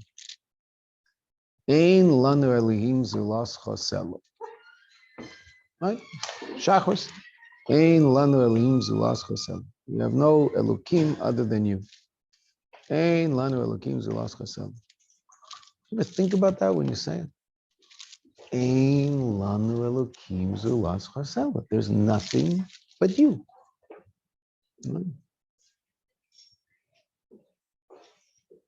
And yet what? A Becher B'Ama Yisrael B'Yavo. That Ein Lanu Elim Zulas. That Eibishter Becher B'Ama Yisrael B'Yavo. He loves us. He chose us, and he wants us to do what it is that he wants us to do. He chose us. He loves us. Mamish. What does that mean exactly? I don't know exactly because I don't know exactly what it means. The Eibishter loves something. Baruch Hashem, we've experienced this thing called love, so we understand what it is to some degree. I mean, it's hard to describe it, right? People have been trying to describe love in intellectual terms for a very long time, and they always fail because love is not an idea, it's an emotion. So intellect can't really understand it, right? You can't prove love in a laboratory. Doesn't mean it doesn't exist, you just can't prove it in a laboratory. Like God. Can't prove God in a laboratory either. Doesn't mean he doesn't exist. He's just not an idea. You don't only prove ideas in laboratories, right? You can't prove emotions in a laboratory. You want to prove emotions exist by monitoring some person who gets hit and then gets kissed. Oh, you see, positive emotion, negative emotion. Who says? Well, I don't know. That's what we call it. Right, that's what we call it. Okay, prove it to me. I don't know. Can't prove it, you're right. Can't prove love. But Baruch Hashem, most of us have experienced it, so we know it is. Can't prove God. Hopefully most of us have experienced that a little bit somehow in some interesting way, and so we know it is. You can prove 2 + 2 is 4, because that's just a convention. 2 + 2 is 4, that's just the way it is. Right? I mean, we made it up. There's no 2 and there's no 4. There's just a bunch of ones. But you and I, based on God told us, count the cows and you'll get to 10. And the 10th one's holy. Oh, there's such a thing called not just 1, 1, 1, 1, 1, 1, 1. No. Go 1, 2, 8, 6, 3, 2, 7, 5, 10. Beautiful. Now that one, move them aside, put them over there. Now do that again. And every 10th one, that's what you, so God told us to do it. He taught us that there's such a thing called counting. Okay. But it's not absolute, right? It's just, and you and I have this convention called, which works, right? And 2 + 2 is 4. That's the way it is. 2 + 2 is 5, wrong. No, but I feel that it is. And you feel wrong because 2 + 2 is not 5. 2 + 2 is 4. There's no such thing anywhere in all of the universe that 2 + 2 is 5. It doesn't exist. 2 + 2 can be 11 if you're in base 3, right? 2 + 2 is one group of 3s and one unit. Ooh, base 3. Whatever that means. But 2 + 2 can be 11. Can't be 12. Because if you're in base 2, then there's no 2. 2 is 10. One group of 2s and 0 units. Math is sort of interesting. Right? I mean, I always found it interesting until they tried to teach me trigonometry, and then my brain turned off and said, don't ever mention mathematics to me again, ever. That was the end of me. Sine, cosine, this is absolutely irrelevant. Just the other day, I was talking about this one, and they actually told me that it's not irrelevant. I said, why not? He said, because evidently, and I don't understand why, it's all right. If you want to get a ship from one place to another place on the ocean, evidently trigonometry is the way to do it, right? which is, I always wondered why they were, that's evident. I don't know how. This is not our discussion. I did you poor people, me venting about trigonometry. But that is evidently how you figure out how to get the ship from that port to that port over that round water that looks flat, but isn't, right? Right? I mean, it's not. So evidently, that's where trigonometry comes in. How do you figure out to take what looks like flat, but it's not? It goes. So how do you figure that out? So if anybody's trying to ruin your life with trigonometry, at least know that there is reason to this madness. There's some reason why someone figured all this out. All right? But everything exists because the Eibishter wants it to exist. So nothing has to be. And if the Eibishter wanted the world to be a place where he was completely and totally revealed without any avodah on our part, then that's what the world would look like. But that's not what the taiva was. The taiva was that you and I make for him a dir b'tachtonim. That's what he wants. Why? Kachazeh. Don't by a taiva fragment this kind of kasha. You don't ask a kasha about a taiva. Right? Someone comes in on a hot, stinky, sweaty New York summer afternoon, right? Comes in looking all red and schwitzy. They come in and say, wow, just such a taiva for a hot cup of tea. What? What are you talking about? I said, oh, for the last 5 minutes, I've just been thinking about having a hot cup of tea, but you look all schwitzy. I mean, if they came in and said, I have a taiva for cold water, you would say, a taiva is a perfectly reasonable thing to want cold water because you're all hot and schwitzy. No, they have a taiva for a hot cup of tea. Can you explain it? No, but that's their taiva. That's a taiva. A taiva is something that can't be explained rationally. It's a rutzin that can't be explained rationally. And if it can be, we call it a rutzin. So the Eibishter had a taiva for a dir b'tachtonim, something that doesn't make any sense whatsoever. He just has. Okay, that's what he has. And what does he want? He wants you and I to make it. It's all a daita. Comes from us. And everything that we do in our life comes from us. No one can do anything for us. I mean, people help us, right? I mean, of course, people, someone can fill up your tank with gas and someone can teach you things. But in terms of your life, what you accomplish in your life, no one else can accomplish that for you. You have to do it. And you have unbelievable kayches to do it. And you have to believe in your ability to do it. Don't believe that you can't do it. Someone else can and you can't. That's not true. It's not true. It's the biggest cop-out in the world. That I can't. It's not true. Whenever you have those feelings that I can't. Now, there are certain things that are extremely difficult to do, and you might say, you know what, I really can't accomplish that. Okay, that's fine. You might obviously make decisions in life as to what you're going to try to do. I get that. But in terms of the things that really matter in life, that have to get done. So every single one of those things we can do. Why? Well, because they have to get done. So obviously we can do it. And if you think you can't, close your eyes, stand in front of the Rebbe, and explain to the Rebbe why you can't. See how far you get before you say, oh, forget it. I'm not doing this. This is not Shayach. This isn't happening. And then you'll go, okay, I got it. You're going to explain to the Lubavitcher Rebbe why you can't do what you're supposed to do, right? Oh, yeah, he'll understand. He'll go, oh, fine. Okay, you're a putter. All of my other Hasidim have to do it, but you don't. Right? So you know that that's a ridiculous thing. And as soon as you begin to say the words to the Rebbe, as you closed your eyes and said to the Rebbe that I can't, as soon as you even began to explain it, you realize that that's a silly thing.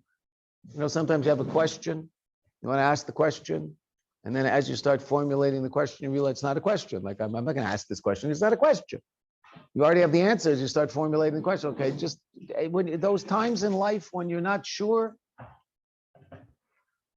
And again, there are things that we can't do, right? There are things that each and every one of us, you know, that we just might not be able to accomplish, right? I mean, I think if someone were to ask us to write a book in a foreign language that we don't know about a topic we've never heard about and to finish the book in a month, we would say, I can't do that. That's reasonable. I can't do that. That's ridiculous. I'm not going to be able to do that. I can't learn the language, learn the subject, and write the book in a month. I cannot do that physically, intellectually. Right, I got you. Okay. Bring Moshiach. Does that fit into that category? No. Why do you know? Because you have to do that. That's why you were sent here. That's why we're here. So can we do that? Yes. It's Gimmel Tammuz. It's Dalit Tammuz. It's Hey Tammuz. It's Gimmel Tammuz, meaning we're still Baruch Hashem. Walk around the neighborhood. It's still Gimmel Tammuz. It's the all sorts of people who are here for one reason only. Because it's Gimmel Tammuz. That's why all these strange-looking people are walking around the neighborhood. Right? Still, you see a lot of people with pulling suitcases. Okay, it's Gimmel Tammuz. Why can't you find a place to sit in 770? This is still Gimmel Tammuz. This morning was still Gimmel Tammuz. Very hard to find a place to sit in 770. Baruch Hashem. Tomorrow morning, probably easy. My guess. A lot of people left today. But it's Gimmel Tammuz. And what's Gimmel Tammuz about? Gimmel Tammuz isn't about, how you alone, what we had. Gimmel Tammuz is who we are. What are we about? What are we supposed to do? Who are we? What are we about? What are we supposed to do? We're Lubavitch. We're the Rebbe. We're about Moshiach. That's what Lubavitch is. My brother told me something great today, Mamish.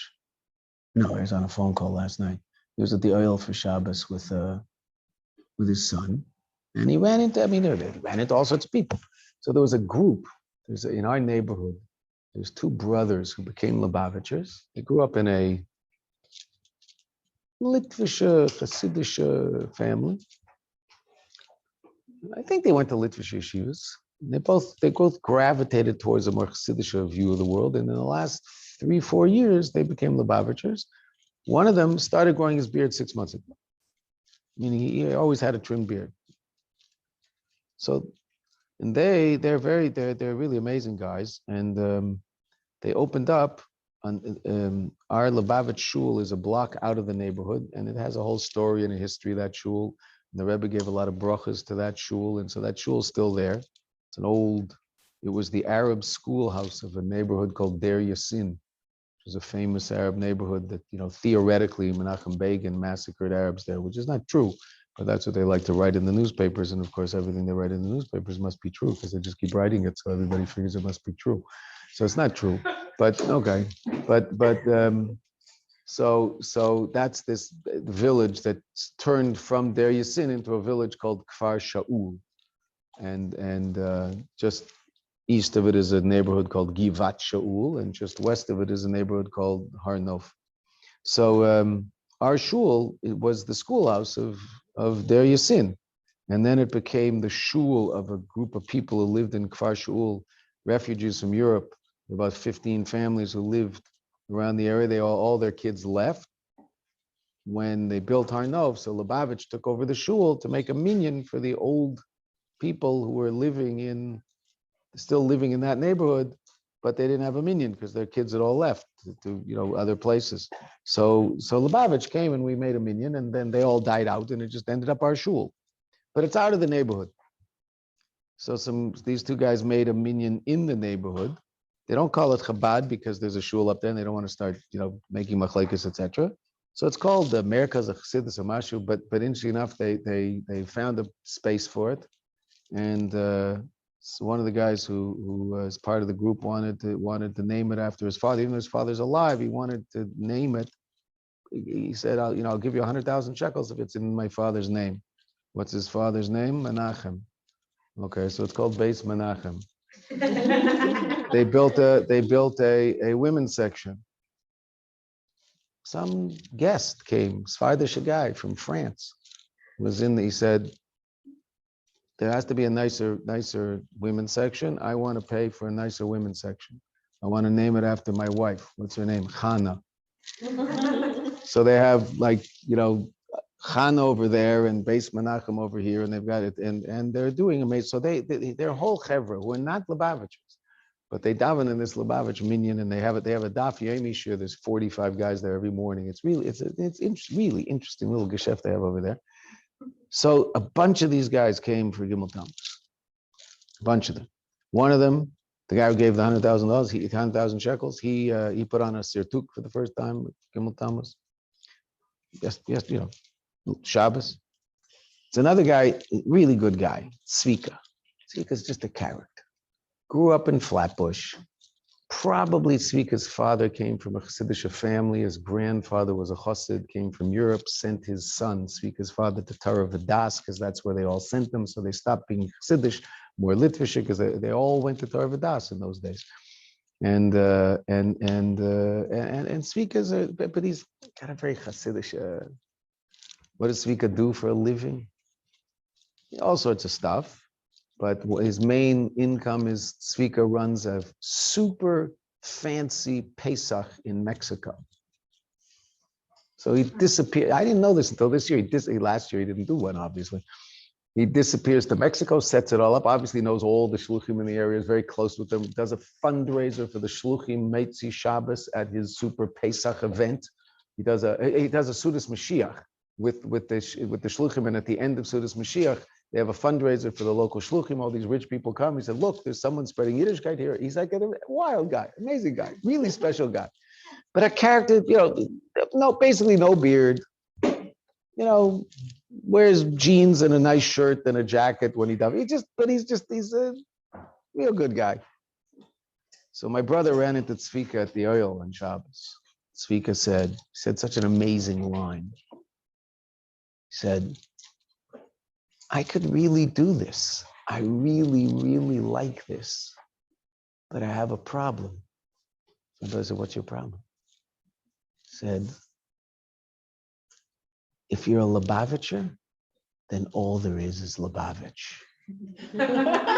Lubavitch is who you are, what you're about, and everything to do with you. He said, I like, dipping a little here and a little here. I go to this Rebbe, and I say, I like that. I have a good time with that because it's not, he said, it's not mechayev. It doesn't obligate me to do anything. He said, if I really if I decided that I'm a Lubavitch, that means you're Lubavitch. That's who you are. And I don't know whether that might be too much, too obligatory. Whoa, is that real? Let's take someone who's, so to speak, not a Lubavitcher to explain to a Lubavitcher what it means to be a Lubavitcher. It means it's everything you are. Okay. But it all comes from Ladaitcha. There's a tzivui milamayla. But ultimately it all comes from us. Sensitizing ourselves to what it is that the Eibishter wants from us and trying to bring that about in our everyday lives. As a parent, I understand, something's happening with the kids. So you run and you find some book that tells you how to deal with it. There's no book that tells you how to deal with it. I mean, there is. It's called Every Torah Book Ever Written. Okay, but this particular event, what has to happen at that moment? A tremendous sensitivity to the fact that God is orchestrating this event, and you have a chance in this moment to do something positive in your relationship with your children. And somehow I have to figure out what that is and how to make that happen. And the one thing I know, that if I get angry, I blew it. That's the one thing I know. How am I supposed to actually do it? I'm not sure, but I know one thing. If I get angry, it's over, I lose. Okay, now go deal with it. Oh, that's pretty hard. Well, it's called being a parent. It's what a parent is. A parent is dealing with that all the time. It's called being a wife in a relationship with a husband all the time, trying to be sensitive to what it is that he needs from me so that I can give him that. Now, hopefully that's what he's doing relative to you, but I'm talking to a group of women, so I'm going to talk about what women do, not what men do. Actually, what was I doing? And a bunch of Mayanot guys are getting married, so they asked if we could sit for an hour and talk about marriage. That's what I was doing the hour before I came into this room, was sitting with a bunch of guys who were getting married next week about marriage. And what was that all about? What the man does. What does the man do? He listens and goes, ooh, that must have been hard. What doesn't he do? Well, why don't you try to do this and this and this? Blew it. She stops talking, picks up. It used to be in the old days, she'd pick up a book. Now she picks up her phone and she looks at her phone and you're toast and, go back under your rock. So we talked about that because that's what husbands are supposed to do. Listen to wives. Right? What do men want? Men want to be respected. Which is why women have a Yetzer Hara not to give men respect. Seriously, because that's going to be a woman's Yetzer Hara in her marriage. What do women want? Commitment. What's the man's Yetzer Hara going to be in his marriage? To be, it's not that he's not committed, but the woman might interpret the fact that he really does want to go to that Farbrengen more than stay home as if he's not committed to the family. It's not true. He is committed, but he wants to be at that Farbrengen. And the woman just doesn't understand because there was a women's Farbrengen the other night before and she didn't go because she's committed to what's going on around here because that's how women are committed. That's just not how men are committed. So women want that commitment from men. Okay, but that's not your problem. I mean, it is your problem. He's your problem. Mm-hmm. But your problem is that you have to make sure that you give him what he wants, and what he wants is that he thinks that you respect him. And you should. Does he always deserve respect? Well, you don't always deserve commitment. So how do men experience respect?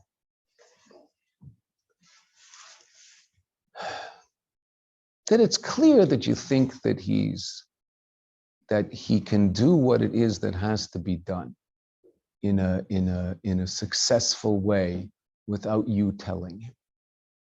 Because he really doesn't like to be told how to do something that's his responsibility. If you want him to do it, so get out of the way. When he goes shopping, don't tell him the thing he didn't buy. Right? I mean, no one likes that, right? You wouldn't like it if every time you came back shopping, he'd say, why aren't there avocados? There weren't any. Well, why don't you go to another store? Oh, gee, nice guy, right? Well, women do that to men all the time. I mean, you all are nodding, right? Because you can imagine, right? Women do that to men. They do that all the time. As if he couldn't figure out how to shop without you, right? Like, of course he can. Now, he's probably not going to do as good a job as you, well, because you're running the house and he's not. And there's things he doesn't know that are missing. Well, because he doesn't cook dinner, maybe. I mean, maybe he does. So then he'll know that you need more cooking paper, baking paper, whatever it's called. Right? See, I'm not the one cooking it. That's why our children live through all of their years in our house, because I'm not the one doing the cooking. Right? So they all left healthy human beings, Baruch Hashem. But the baking paper. So he knows you're out of baking. How is he supposed to know you're out of baking paper? He doesn't. In all fairness, he doesn't open the drawer and notice, oh, the last piece just came out of the baking paper thing. What did I do today? I didn't do it. I mean, I facilitated it.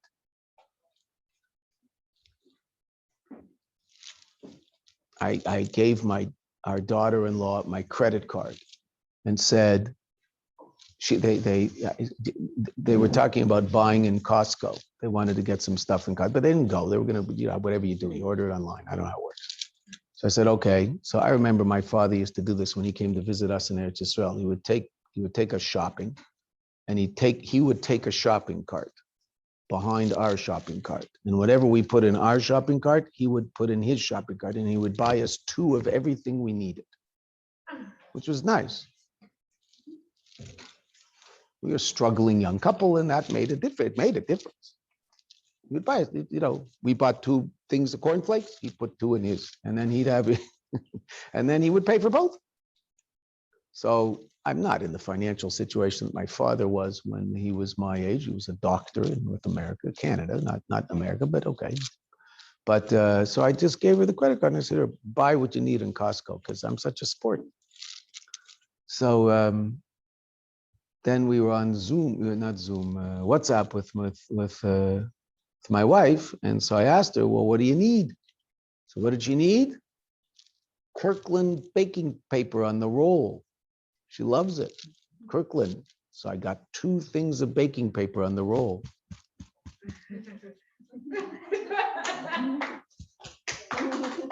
I'm committed. Maybe I'm committable, I'm not sure. Committed. Baruch Hashem. And of course, maple syrup, but I didn't have to be told about the maple syrup. That I got all by myself. I said, other than maple syrup, what do we need in Costco? The only thing she said was the baking paper on the roll. So we got the baking paper on the roll. Now I have to figure out how to put it in my suitcase, but that's a separate issue. I have a second one. It's okay. So we'll figure it out. But he doesn't want to be told that what he did wasn't a good job. It might not, meaning that doesn't, now obviously, that doesn't mean there's no such thing as constructive criticism, but it can become something that happens all the time. And so, meaning I don't trust that you can do the job. Now, no one would like that, and especially men. Men really don't like that. It really, because what are they told their whole life? They're responsible to do the job. And now here they are, their favorite person in the whole world is telling them they don't have faith in them to do it. That hurts. That's why men like respect. Is it coming from a place in our Nefesh Bahamas? Okay, but say I don't understand. What do you think you're marrying? Marrying a Nefesh Elokis? Seder, good. But there's also a Nefesh Bahamas and a goof there.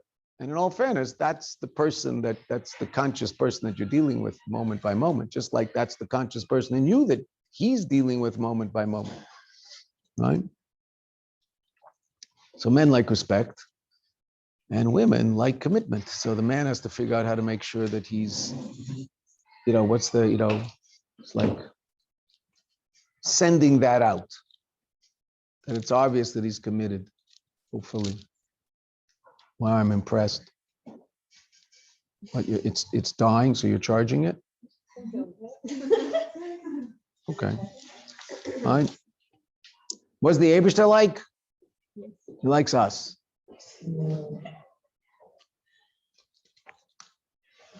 But he gets, he wants us to make for him a dir b'tachtonim, and he's waiting for us to do that. Sometimes we feel that he doesn't really want it to happen because if he really did, so why hasn't it happened already? I mean, what exactly is he waiting for? Okay, good question. That doesn't mean there's going to be an answer to the question. So, I mean, we just have to give weiter, right? And we can't possibly decide, okay, well, we're quitting because obviously it's not true. He doesn't really want to do b'tachtonim. He does. He wants to do b'tachtonim. He wants us to do it. And evidently we haven't done it. Last night when I was speaking, so I mentioned that the last time I was in Crown Heights, so I had the pleasure and merit of something that was always the single, certainly one of, if not the most pleasant part of a visit to Crown Heights was to sit with Rabbi Groner. And now, unfortunately, I have to say Olav Shalom, to sit with Rabbi Groner for sometimes 5 minutes, sometimes half an hour, 40 minutes, and just say hello. Sometimes it was just hello because he was busy. Sometimes he would sit and talk. And interesting, I think it's important that you should know that the first question he would ask as soon as I came in, first of all, it's always an incredibly warm, beautiful, Chassidish smile. And he would always ask, how's the family? And then the second question for the last 15 years has been, what's with the Meidalach? He pushed and pushed and pushed that I should teach women constantly. He was never satisfied with the amount of classes I was giving to women. He knew that my main shlichus is in Mayanot. That's what I do every day, most of the day. But he always asked, constantly, what's with the Meidlach? How much you're teaching women? And rarely could I get an answer to, okay, that sounds like enough. I would never say that, ever. I mean, he never did.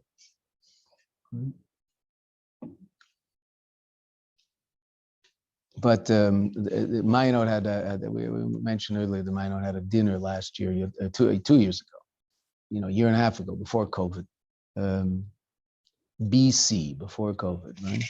So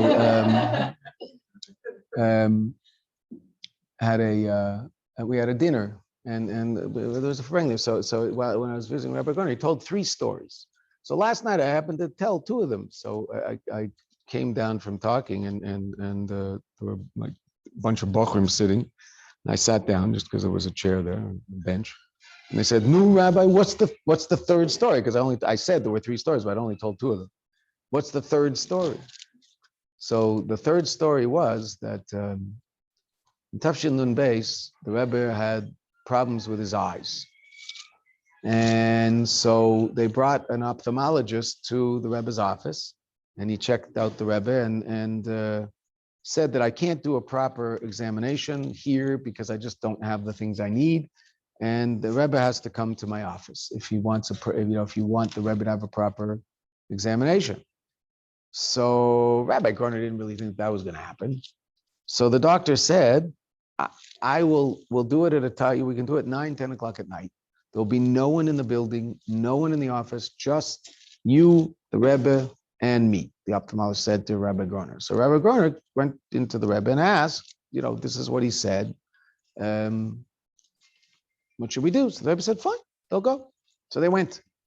Went at one night, about 9 or 10 o'clock at night. Rabbi Garner drove the Rebbe to this gentleman's office, and he put the Rebbe in those chairs that the ophthalmologists have with all those things above, and he gave the Rebbe the drops that that ophthalmologists put in your eyes to dilate your pupil because they want to see through, right? They want to see to the back of your eye, right?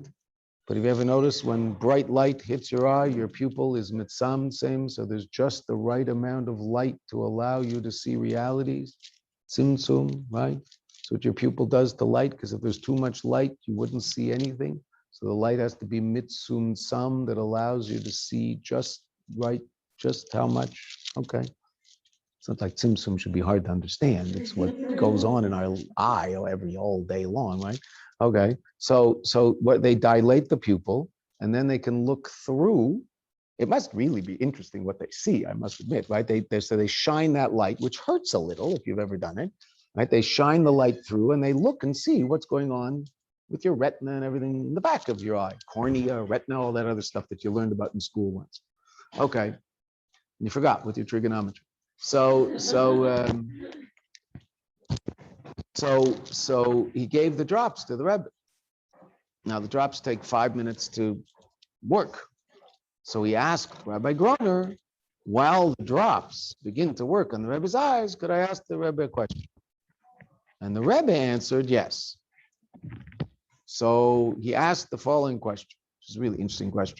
Can you imagine? The Rebbe just said you can ask me any question you want, right? Now what? We'd all be like struck dumb because we'd think of 5,000 questions and couldn't get one out of our mouths. So he said, this doctor said to the Rebbe, I'm not sure. He said, I assume he referred to the Rebbe as you. I would assume, not knowing that you don't do that. Your Hasidim have done so many amazing things, etc. And he sort of, embellished that a little bit. How could it possibly be that Moshiach hasn't come yet? That was his question. Rabbi Garner told me that was his question. So the Rebbe said, Nun Beis, right?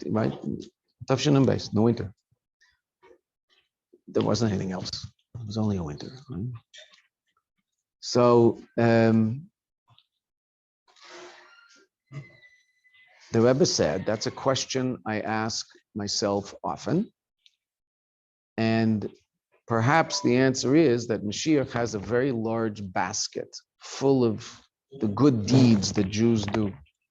The basket's getting filled up with all of those good deeds, but it must be that there's room for a few more good deeds in the basket. And so we have to keep filling up the basket with good deeds. And when the basket's full, so then Mashiach can come. That's what the Rebbe said. Then the Rebbe added, and that's why I don't let my Hasidim sleep. There's some good deeds that we have to do. We want to fill up the basket. And evidently the basket's not full, because if the basket were full, we would not be sitting here. This house would, well, maybe we would, but this house would be in Yerushalayim somewhere. I don't think this house is going to be in the Galil. I think the Rabashkins will get a choice spot right in Yerushalayim. I think that's what they deserve. As close to the Beis HaMikdash as anybody else.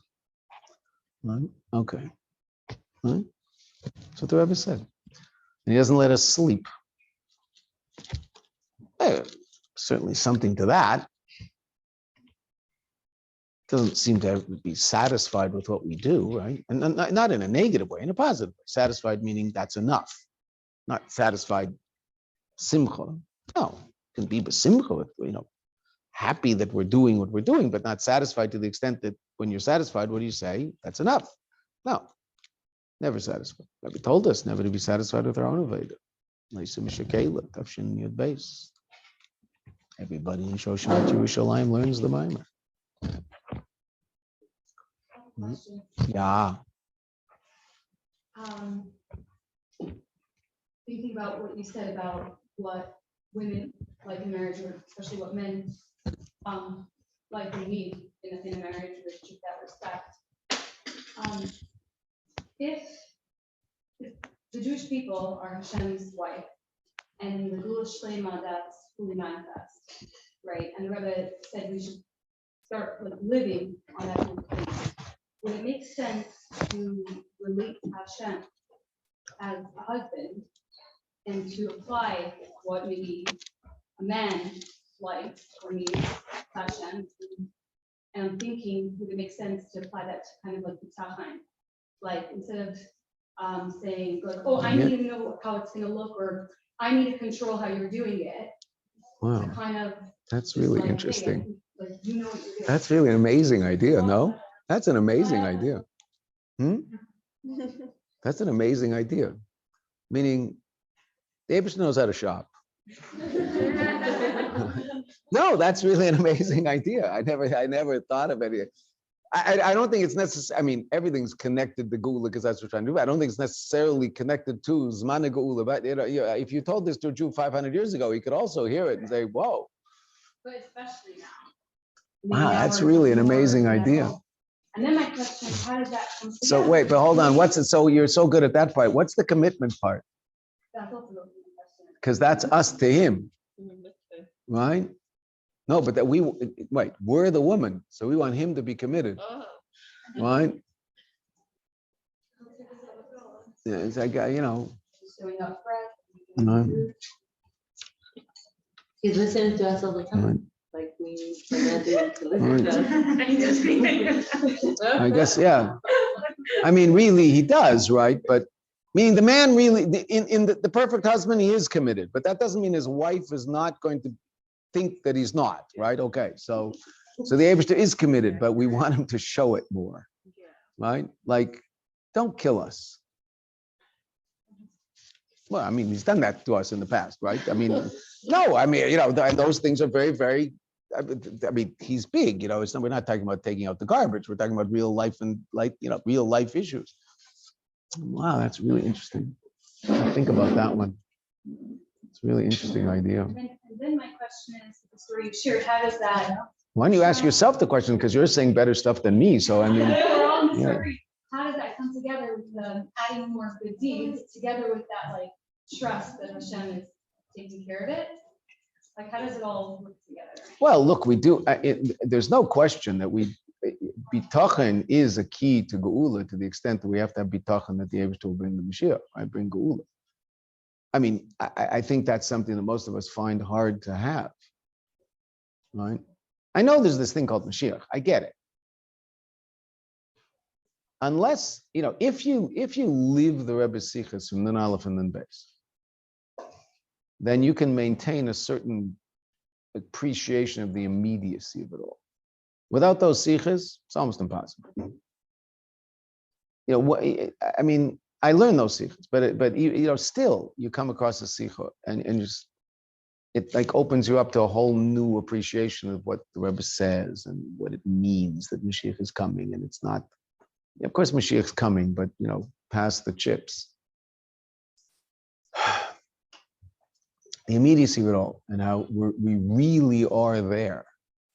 And in Nun Aleph Nun Beis, the Rebbe took all of us to a place, what was very common in Lubavitch, anybody who was serious about things and cared about things and was Farbrengen about things and cooking and things. And so the idea of Moshiach not coming didn't make sense. It really didn't. It just didn't make sense. How can it possibly be that Moshiach hasn't come? Pesach would end. Now in Eretz Yisrael, he had an advantage. Pesach would end, you'd finish Sudas Mashiach.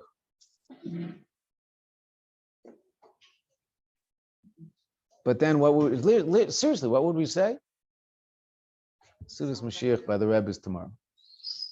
We always had that fallback position.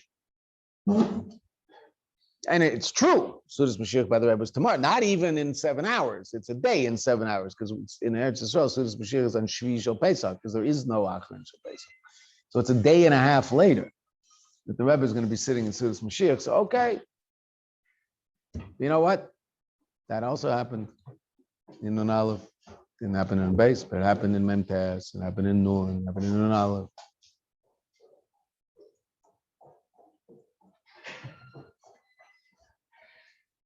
So Rebbe took us to a place where the idea of Mashiach not coming literally did not make sense. It just can't be. Now, interesting enough, the Rebbe said it's up to us. Then the Rebbe took us to an incredible place. And we thought he was going to do it all, because he's doing it all. He took us to that place, there's no question. It's not like we did anything. All he had to do was listen. He said this, sit there, watch, listen, see what was going on. It's like, to not be sensitive to Elokus on Yom Kippur, you have to be pretty insensitive, right? To not feel anything on Yom Kippur, like you have to, if you have a Yom Kippur go by, you don't feel anything, you go, whoa, where am I holding in life? I mean, what's going on here? Right? Okay, so that's what it was like then. Meaning, if you weren't koching in Mashiach then you just weren't part of what was going on.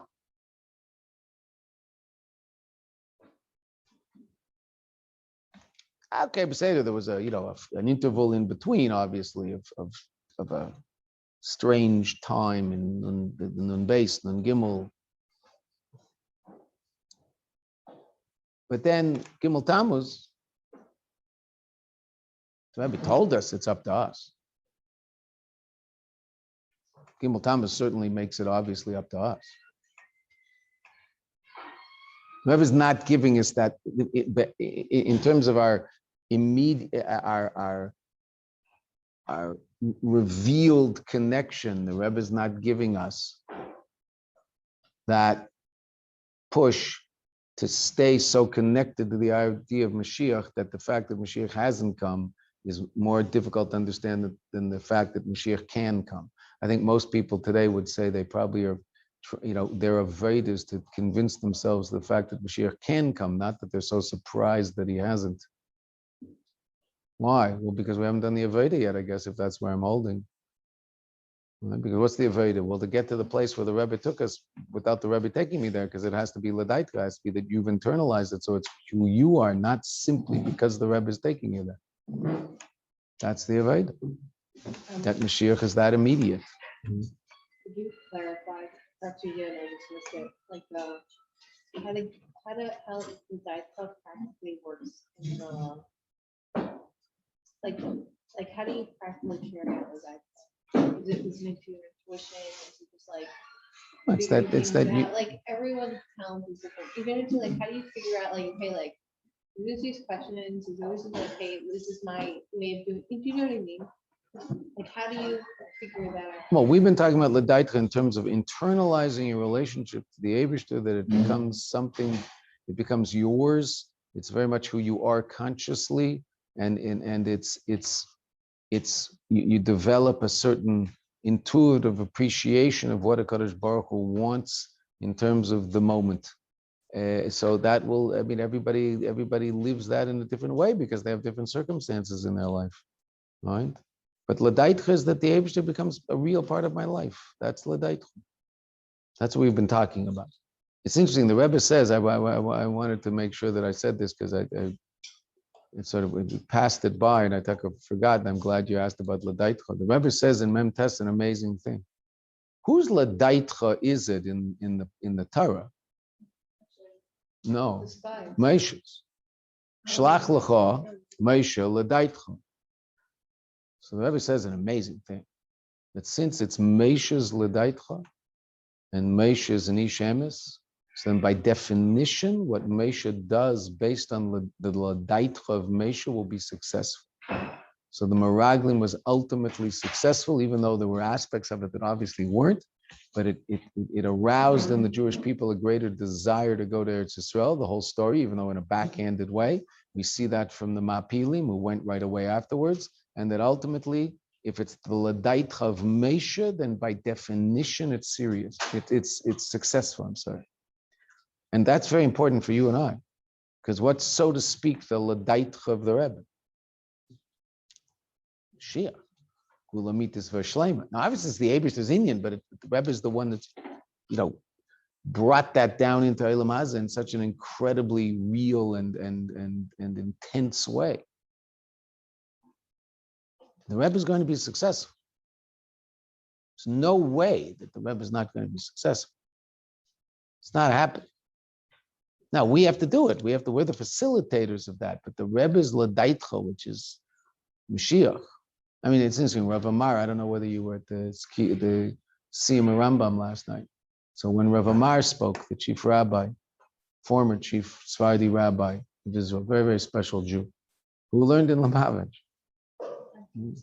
So he talked about the Rebbe and Moshiach, how the Rebbe made Moshiach real for a whole generation. He said, the Moshiach was just like out there. And he said, the Rebbe made Moshiach something so much part of our everyday conversation, our everyday life. And what.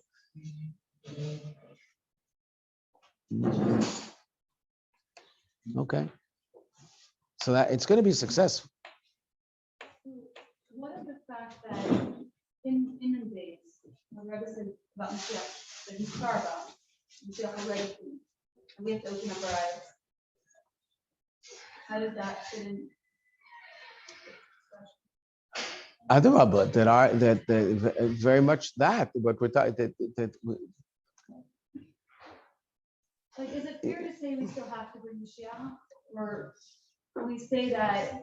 Well, no. We're in this process and it's already started, and we're just integrating it more and more. Well, in all fairness, I mean, you should really quote the Rebbe on that, right? No, the avodah is not to bring Moshiach. What's the avodah? To be makabel Moshiach, which is your question. Now we say bring, but really that's not true, right? If we're honest with the Rebbe, it's to be makabel, right? The Rebbe said very, very clearly that the ikar avodah of the shlichus today is Parshas Chayesar Nun Beis, that the ikar of shlichus today is to be makabel pnei Moshiach tzidkenu, and then the Rebbe said to the shluchim, that means go back, accept Moshiach yourself, in your house, in your neighborhood, in your city, in your state, right? That's the ikar avodah. Now, there's a machlekes in Lubavitch what that means, which is fine. That's perfectly reasonable. I don't understand why anybody would think this, bring an end to the history of the world is going to happen. Oh, it should be pretty easy. Oh, we'll figure this out, right? Okay, so there's a big machlekes. What does it mean to be makabel pnei Moshiach tzidkenu? Some people say that means to be makabel the Lubavitcher Rebbe as Moshiach. Other people, now, even the people who don't say that that's what that means relative to the outside, the vast majority of those people understand in terms of their own personal relationship with the Rebbe that they think the Lubavitcher Rebbe is Moshiach. Okay, but do I go tell other people that? Oh, so there's a machlekes about that. Fine, that's a reasonable that there should be a machlekes about it, as long as everybody gets along. I mean, that's the problem in the machlekes. Not that there's a machlekes. That makes perfect sense. I understand Rav and Abaye didn't disagree because they disagreed. Could they eat at each other's table and be kind to each other? Yes. The problem isn't that we disagree. Of course we disagree. I mean, why? What's the havamina that this is going to be so easy? You know, we're really honestly talking about the end of the history of the world. I mean, it's not like let's figure out how to buy ice cream. So, okay, fine. So, but the Aveda is Kabbalah's B'nai Moshiach Tzidkeinu. And the simple lowest common denominator of that is that I have to accept personally, meaning that there'll be Aveda outside of me, but there has to be the Aveda inside me before I can take it outside.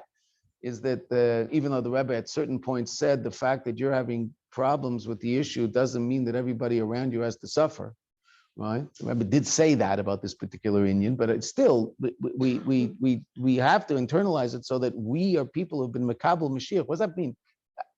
I mean, what does that mean? I don't understand how as an individual I can be Makabel Pnei Moshiach Tzidkeinu without understanding that the Rebbe is Moshiach. But if there's someone who doesn't think the Rebbe is Moshiach, and so they have to figure out that Aveda. Fine, I'm sure there's incredibly wonderful people who could explain that to you. I can't, because I don't relate to the Aveda that way. I think personally I relate to that Aveda as me accepting the fact that the Rebbe is Melech HaMashiach.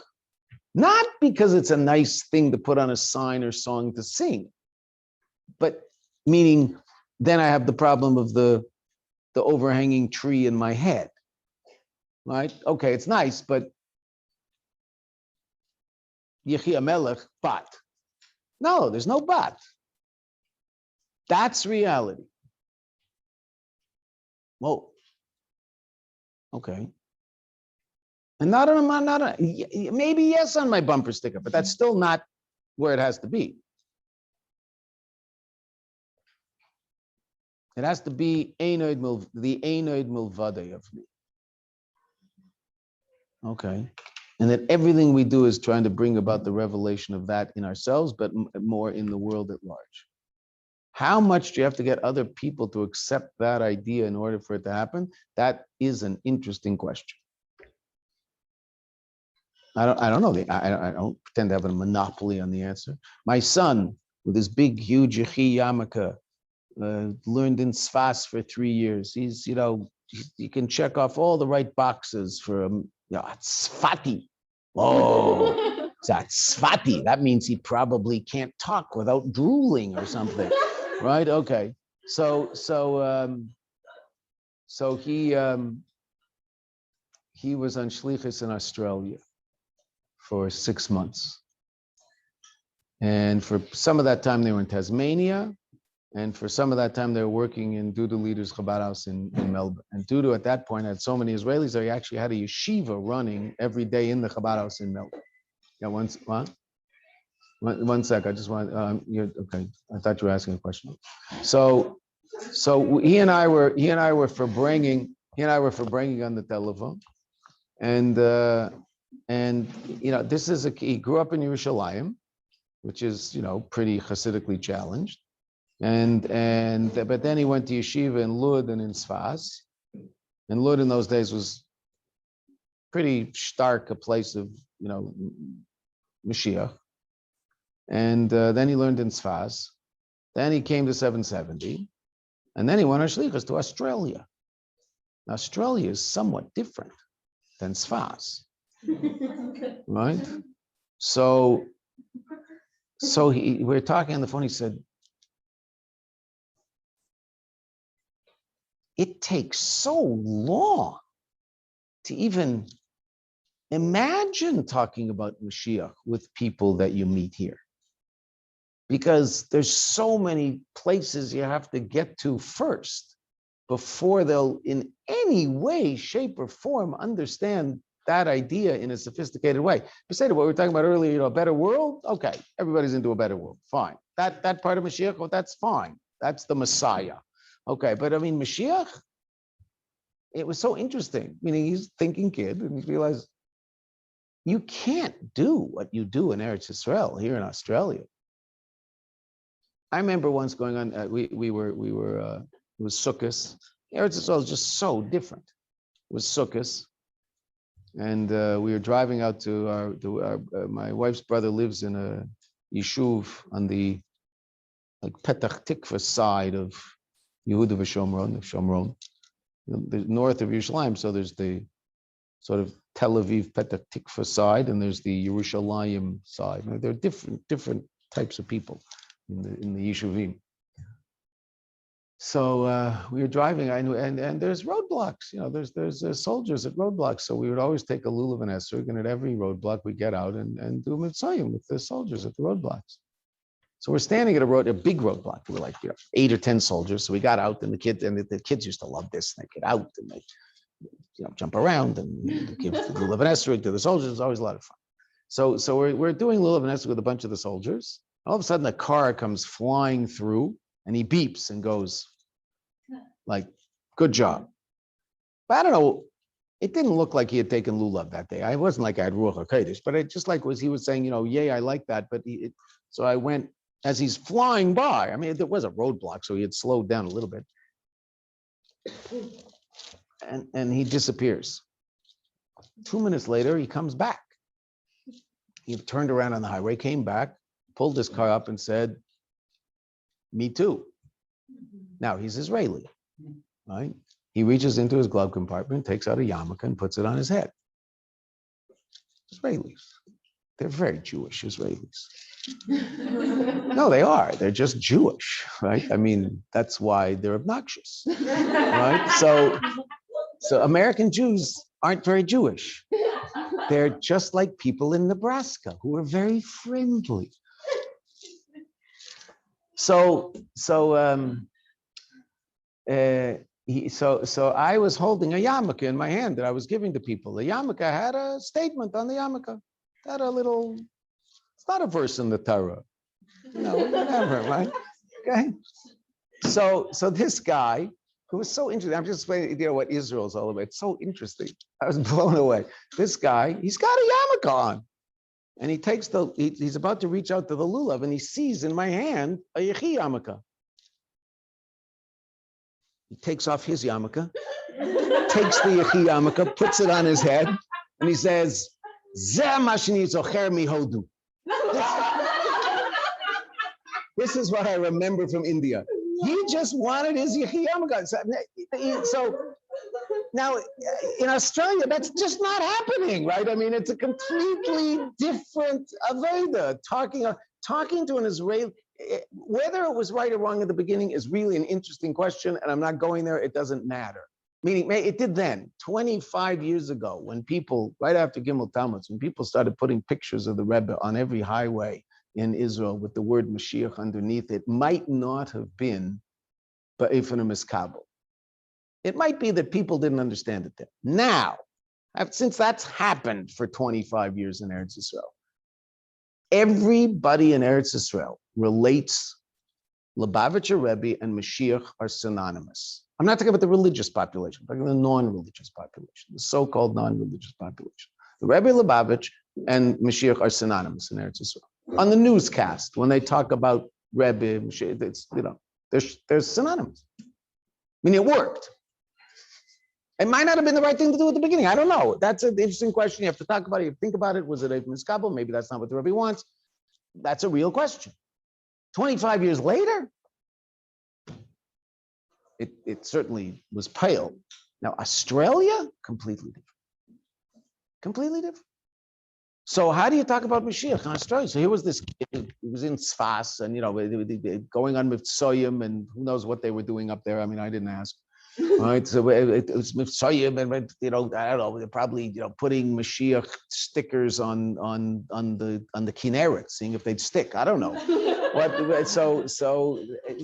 And now he's in Australia and he's dealing with a completely different world.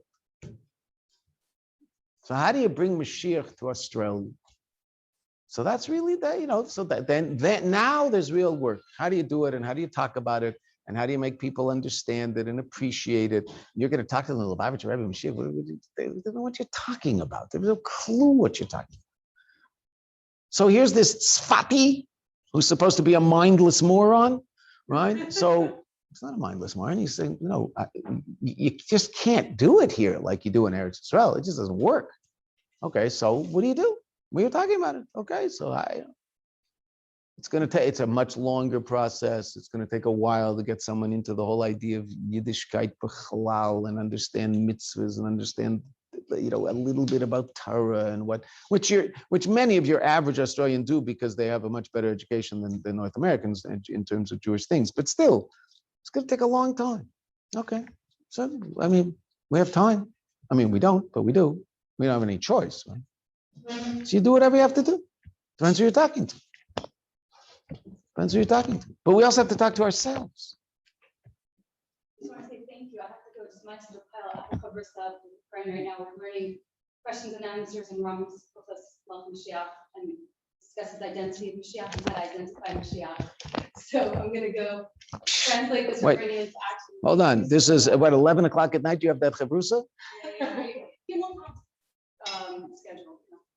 Wait, what is it? It's Monday, Sunday? Where are we holding? Monday.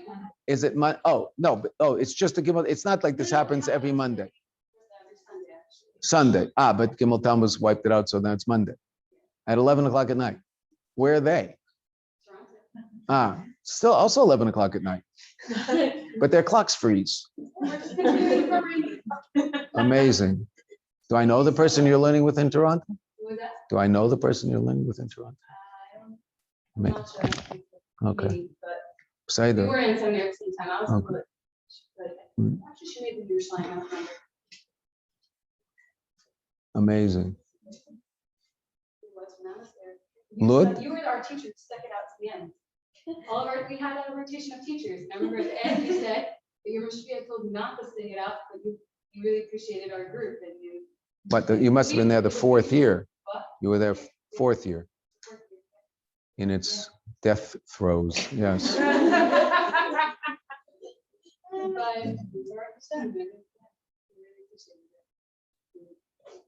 My mashpia told me to quit.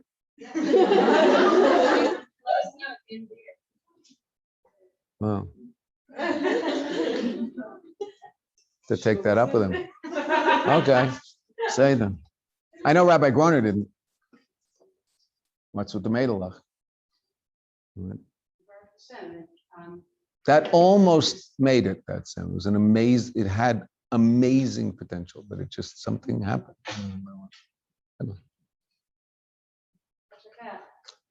Okay, only good news. Give my regards to Toronto. Very impressed. 11 o'clock at night. Shoot. Okay, questions, answers. Rambam, Moshiach. Still people out there doing real things. Yeah.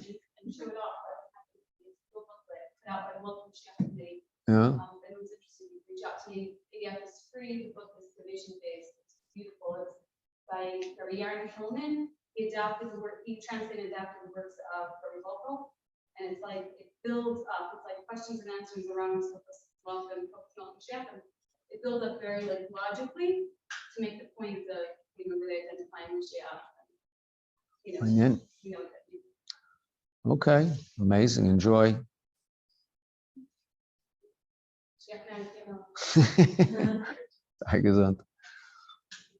So we have work to do, but it's true that the avodah is not. The Rebbe says it. The avodah is not bringing Moshiach per se. The avodah is to be mekabel. Again, the Rebbe said that explicitly that there's an avodah that's over. We usually say bringing, okay, but so that, but that the most basic understanding of that is that Mashiach's real in our lives, because that is, Gimmel Tammuz especially. Identity, not identity. You can, but Gimmel Tammuz.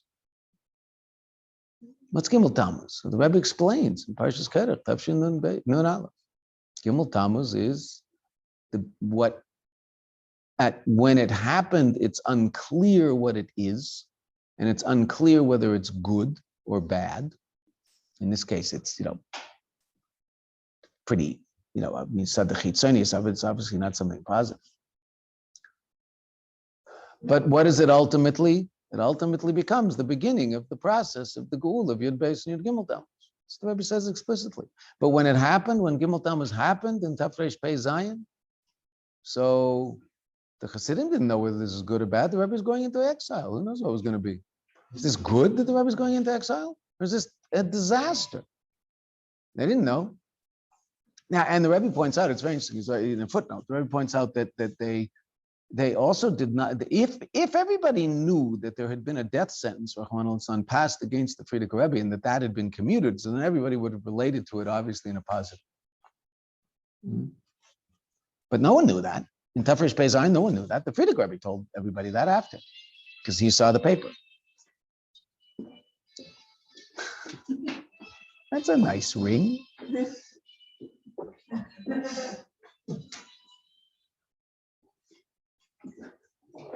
It's a very nice ring.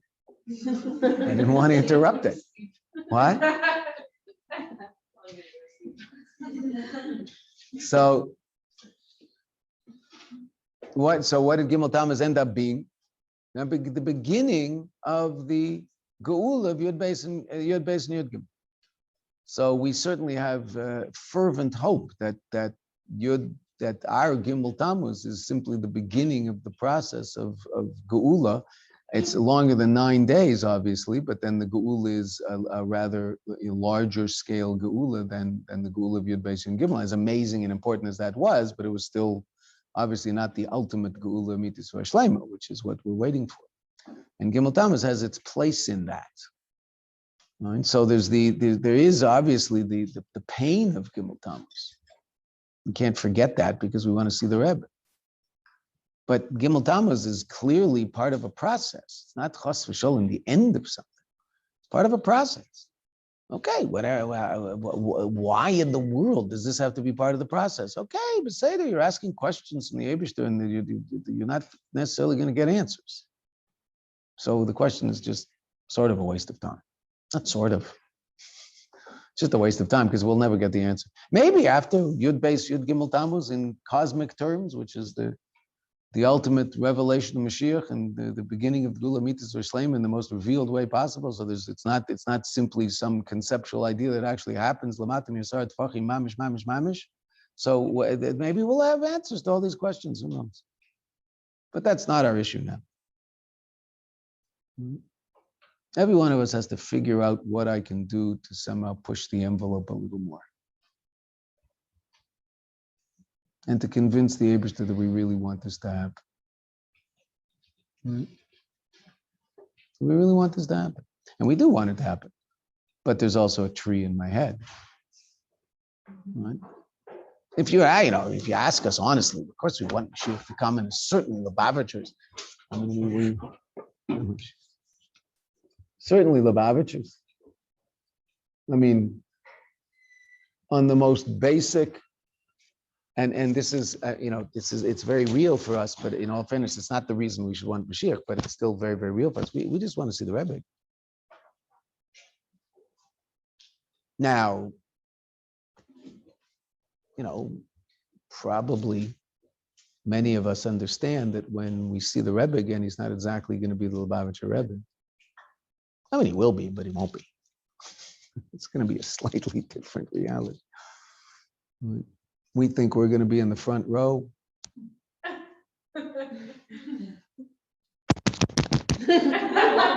It's us guys, right?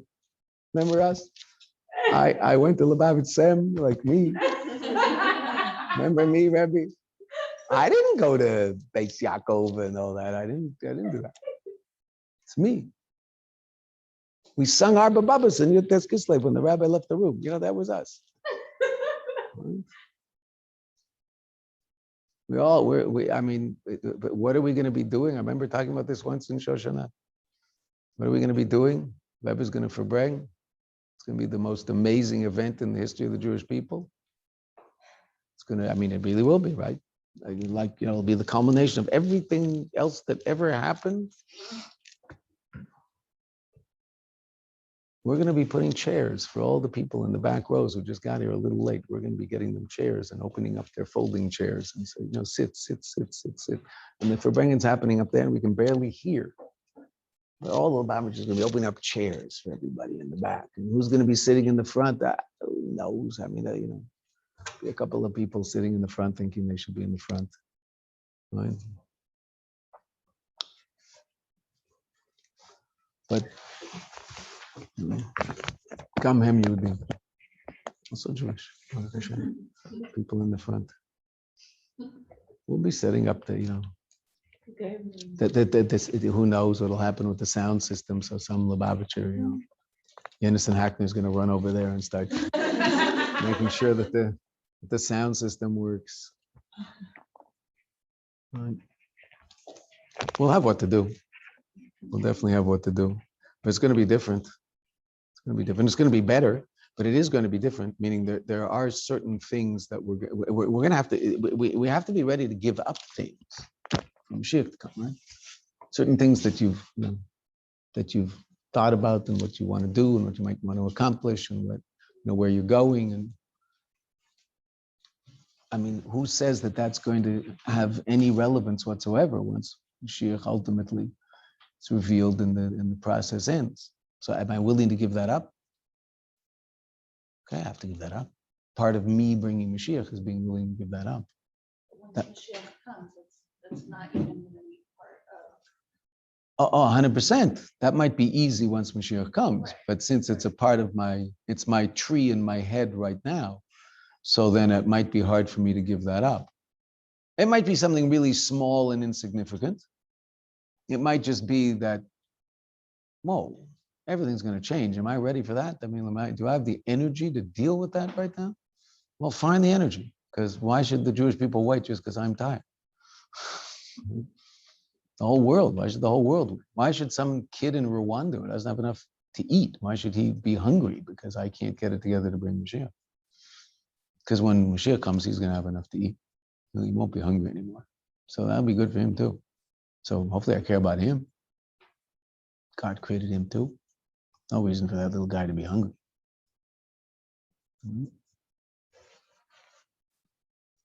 But it's something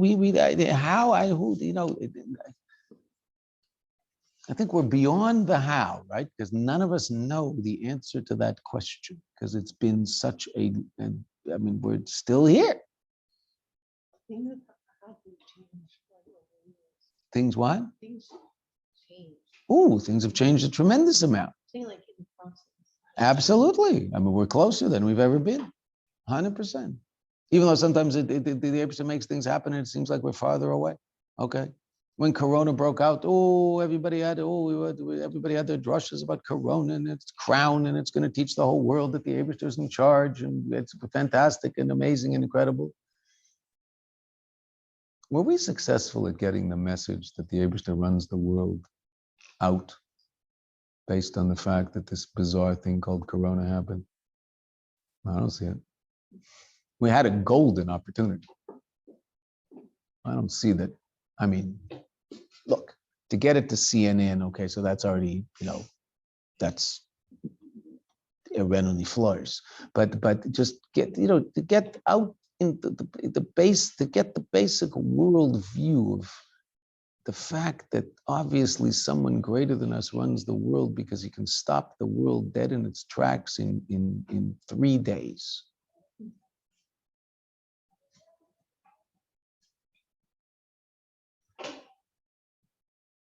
I don't think that message got out there. I think the people who thought that when it happened still think that. And the people who didn't think that when it happened still don't think that.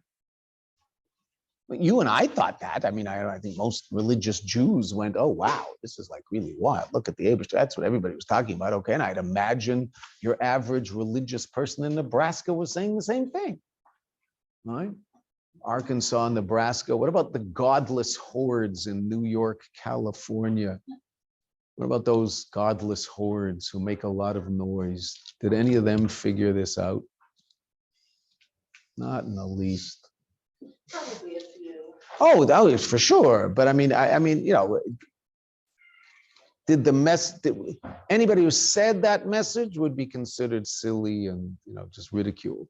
Okay, so I'm sure there were individuals. I'm sure there were Lubavitchers all over America in Chabad, all over the world in Chabad houses, explaining this to individuals or to small groups. I'm not saying that this isn't, oh, that we're terrible, we're horrible, and we blew it. It's just, there was this interesting opportunity. How to take advantage of it? I don't know. I mean, it would have been very, very hard because you would have incredible opposition from the powers that be. Because now, in all fairness, it looks like it was orchestrated by the powers that be.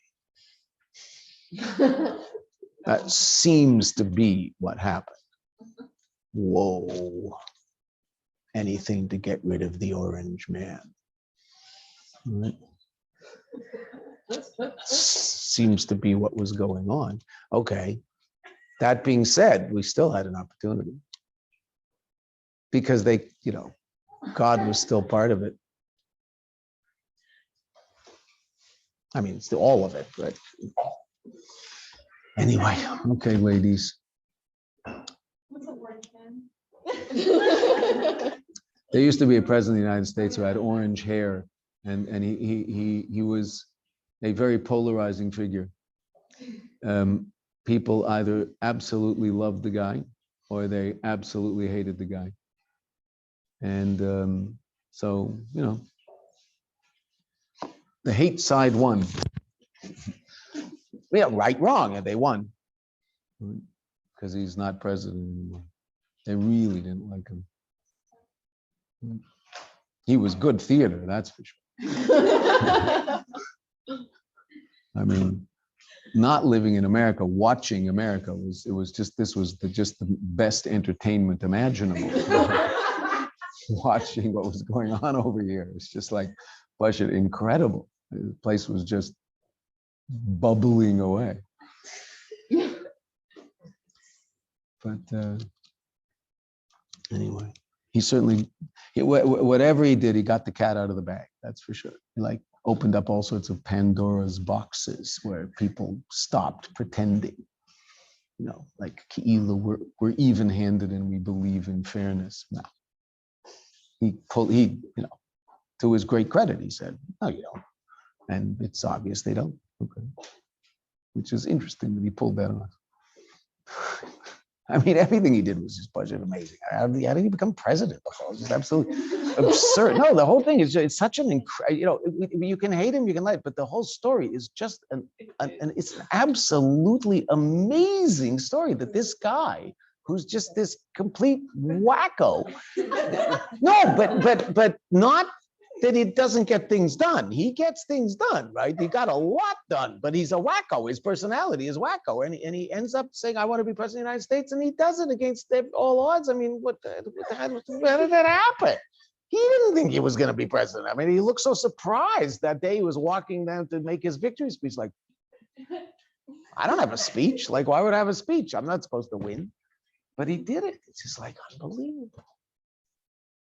I mean, it definitely teaches us a lot about the ability to accomplish things that seem outrageous if you just want to do it and it's right. And he definitely taught a lot of people that. There's no doubt about it. I mean, you could. I personally, I really did like the guy. I mean, I think he's a wacko, but I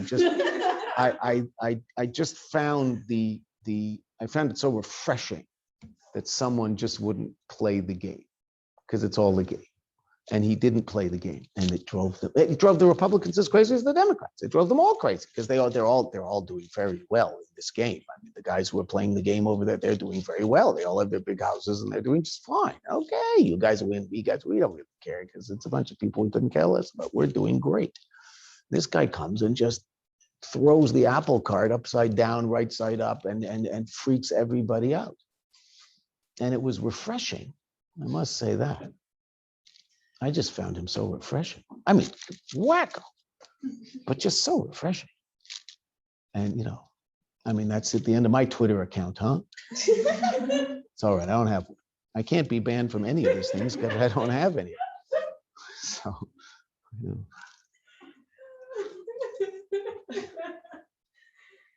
Anyway.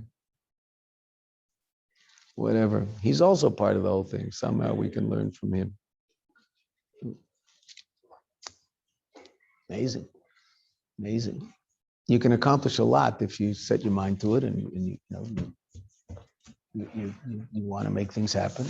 And as president, he also accomplished a lot. You can like what he accomplished or not like what he accomplished, but he accomplished a tremendous amount because he said this has to get done, and he did it. Amazing. A politician who made all sorts of promises before he was president and kept them all. That's just astounding. Whoever heard of such a thing? It's just astounding. And they couldn't handle it. Like they just couldn't handle it. And that's what I found. So, I mean, I was on his team, not the other team, but they couldn't handle it. They won by hook or by crook. They won. Okay, he's gone, playing golf. Right. I was talking about it today with two former shluchim of Mayanot. Standing on a corner, further out of the neighborhood. Right. His effect on Black America. Tens of thousands of new black businesses in America because of the racist president. Tens of thousands. If he had had another 4 years, what effect would he have had on Black America? Forget about everybody else. Black America, what effect would he have had? Could have been a very, very serious and positive effect. Somehow the Rebbe didn't let him do that. I don't know why. I don't get it. Forget about everybody else. Black America would have really prospered because of him, because he was taking it seriously. Because we all know no one else could care less.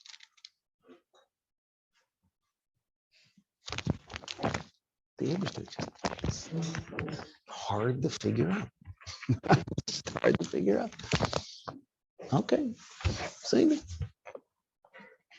I mean, now, and it's not, in Eretz Yisrael, it's more than just politics, right? In Eretz Yisrael, it's lives of Jews.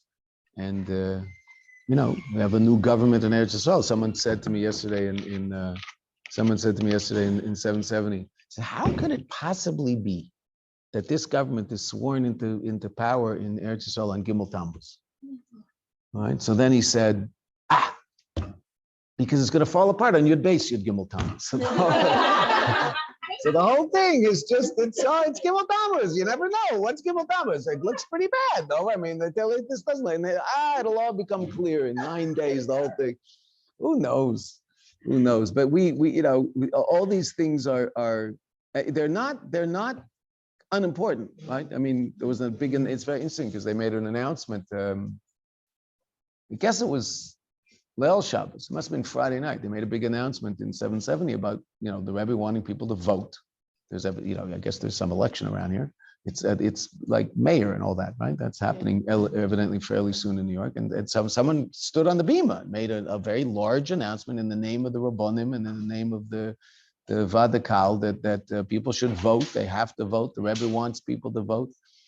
And they mentioned who they should vote for council. They didn't talk about mayor, they talked about a particular councilman who's very pro us, and the one he's running against is a big anti-Semit. So that they said that's very, very clear. Okay, so the Rebbe definitely wants us to be part of that. But I mean, as much as we're part of that, hopefully we don't spend too much of our intellectual energy and emotional energy in it, because there's other things that we have to do.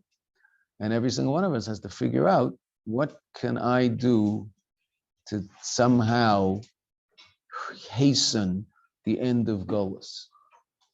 And we are able to do that, which I think is one of the hard things for us to really understand. I'll tell you one quick story and then we're ending. A pleasure. I'll take you one quick story and then I will thank Michal before I tell the story. Thank you very much for putting this together. It's incredibly heartwarming to sit with all these amazing people.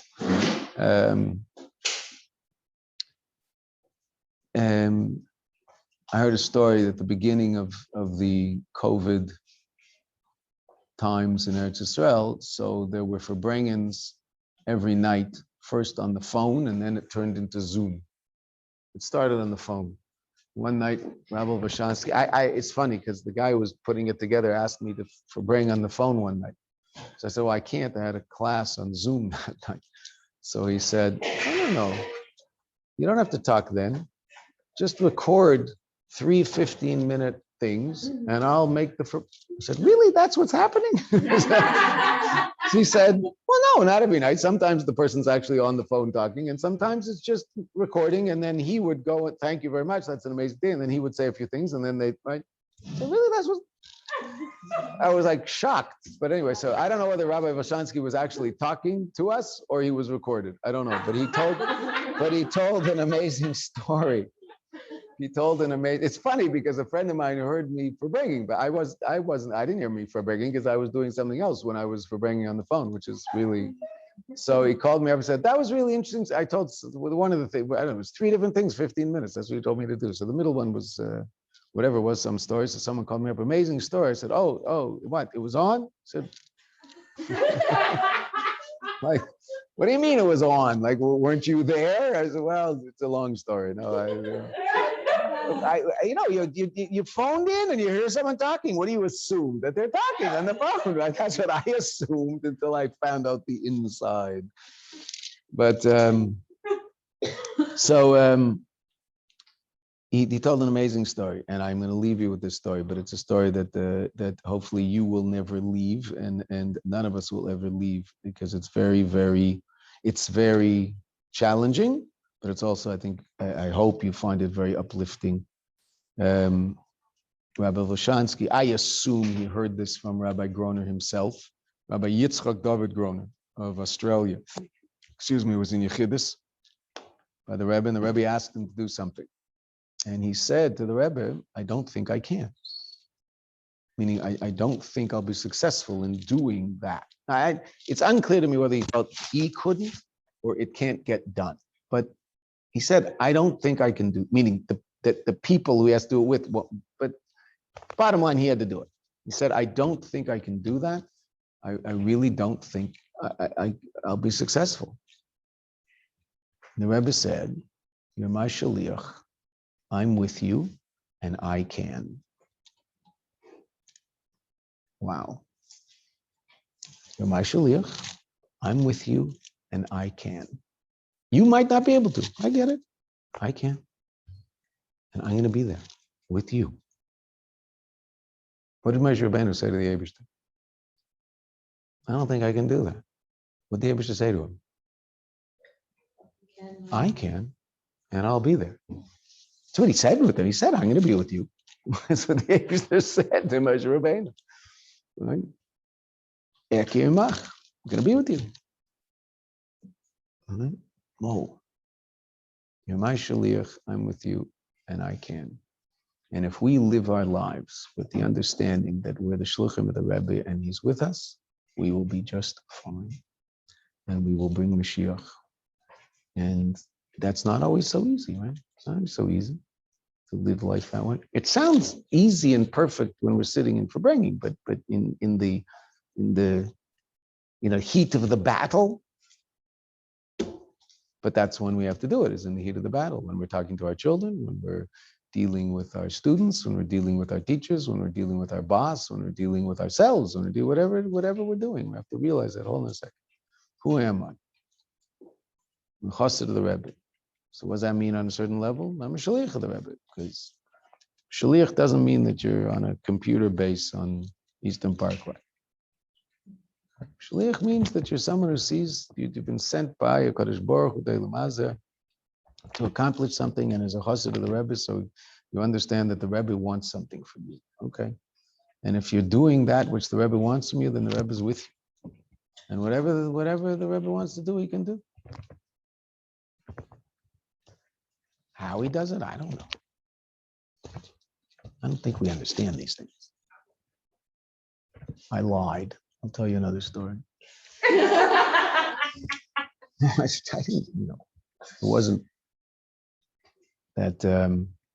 I heard that Rabbi Klein told this story. That there's a family in Williamsburg called the Schwartz family. They had an interesting job. When the Rebbe from Toldos Aaron in Yerushalayim, Meisharim, striped coats. Right? When the Rebbe from Toldos Aaron used to want to, he's passed away.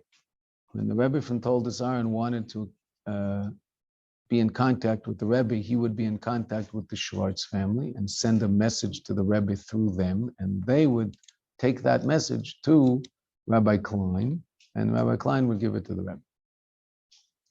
And if the Rebbe wanted to answer, so the Rebbe would give Rabbi Klein something to give to the Schwartzes, and the Schwartz family would send it to the Rebbe from Toldazar.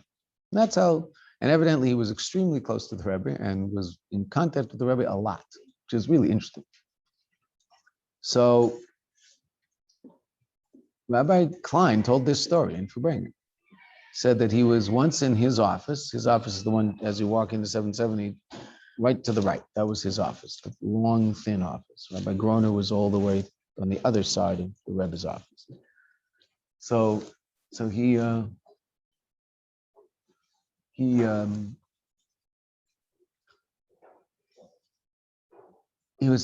Rabbi Klein was in the office. This is 10 years after Gimmel Tammuz. And he finds a letter from Mr. Schwartz stuck in some corner in the office. And it's, from 10 years ago, the letter. So he can't believe it. He looks and he sees a letter from Mr. Schwartz. But no, he doesn't open it. It's not, so he calls up the family and says, "You won't believe this, but I just," he calls up and he asks for Mr. Schwartz or Rabbi Schwartz, whatever. And they say, "He's not here, he's in the hospital." First they say, "Was this Rabbi Klein from Lubavitch?" So he's not here, he's in the hospital. So he said, "Well, you won't believe this, but I just found a letter from the Rebbe for your husband from 10 years ago, but it was lost in the office. It was just in a crack, and I just found it." So she said, "Oh my goodness, okay." So I think they used to just come get the letter. So they came to Rabbi Klein, they took the letter and they went home. And he's in the hospital, he just had a heart attack. He's fine, but he had a heart attack, so he was in the hospital. There's a letter from the Rebbe. They phoned up Rabbi Klein and told him what happened. They opened up the letter. The Rebbe is giving a refuah shleima to Mr. Schwartz, who had never been sick before. And the Rebbe put in the letter $7, one for each child. When the Rebbe wrote the letter, they had 4 or 5 children. When they got the letter, they had 7 children. 10 years later, it got lost in the office. After Gimmel Tammuz, they got that letter with $7 bills for the 7 children, which they did not have on the date the letter was sent, and a refuah shleima for Mr. Schwartz, who was not sick when the letter was sent, but sure was when he got it. Figure that out. So next time you think you understand the Lubavitcher Rebbe, we haven't got a clue. Rabbi Groner once said, I remember it was Shabbos Mevarchin Chodesh Tammuz, Tafshin Nun Hey. Rabbi Groner and his wife were in Vancouver. It's a year after Gimmel Tammuz. They're in Vancouver, and I was visiting my parents in Vancouver. And Friday night, the Shaliach had his biggest balabatim to his house with the Groners, and he asked me if I wanted to come. So of course I did. So I sat next to Rabbi Groner, but on the side where his wife was with the ladies at the table, because I wanted to hear Mrs. Groner too, because she has a lot to say. She flew these ladies away. These are all Vancouver ladies. I haven't got a clue what Yiddishkeit is. They're very nice people. They give a lot of stuff out of it, but they're very Jewish, but they really don't understand Yiddishkeit. And Mrs. Groner walked out of Russia with her family when she was 3. So they asked her, how is life different after Gimmel Tammuz? They didn't say Gimmel Tammuz. So she said, well, I get to see my husband, and we never ever would travel to Vancouver for Shabbos in the old, before Gimmel Tammuz, but now we can do that. So these women are thinking, wow, Gimmel Tammuz is the best day in this lady's life, right? Like she, gets to travel with her husband. And then Mrs. Groner said, oh, I'd give anything to see the Rebbe again. These women were just completely like, what? Who is this Martian? Like, where, who is this woman? Where is she coming from? But Rabbi Groner said something interesting. One of the businessmen, very, very successful businessman, asked, one of those questions. Well, Rabbi, what was the Lubavitcher Rebbe really like? One of those questions. But that's what he said. What was the Lubavitcher Rebbe really like? So Rabbi Groner said an amazing thing. He started to cry when he said it. He said, I'll tell you, I was next to the Rebbe for many hours every day for over 40 years. Then he started to cry and he said, I never understood what was happening on the other side of those eyes. He said, I never understood it. All I knew was what I was told to do. So I did it, but I never understood what was really going on. Now, Rabbi Groner was right there. That's why he was a chassid, because he realized he didn't understand. It could be that you're right there and you think, oh, I understand everything and I'm seeing it all and I'm really, on the ins.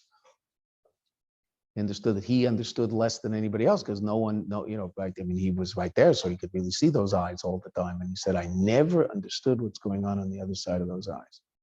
So we want to see our Rebbe again. If only for that, let's get it together and figure out what we have to do to bring Moshiach. I don't pretend to have any eitzes. I mean, I had one eitz at the beginning about calling up a Jew to make them happy. But every single one of us has to just think about it and really think about it and make certain positive hachlotas in kamus, eichus, both, quantity, quality, whatever. But to definitely make sure, I won't say refocus because I'm sure this is what you're all focused on, but I'll say refocus just because I can talk to myself too, to refocus on what we're really here for. And that's what Gimmel Tammuz is all about, is to make sure that we're not living the tree, not living the branch that hit our head. We're connected to the Einoid Milvade of it all. The branch is also part of Einoid Milvade, but in the story, it's not. I don't know whether it's a story or not. I guess it's a mushal. I don't know, whatever it is.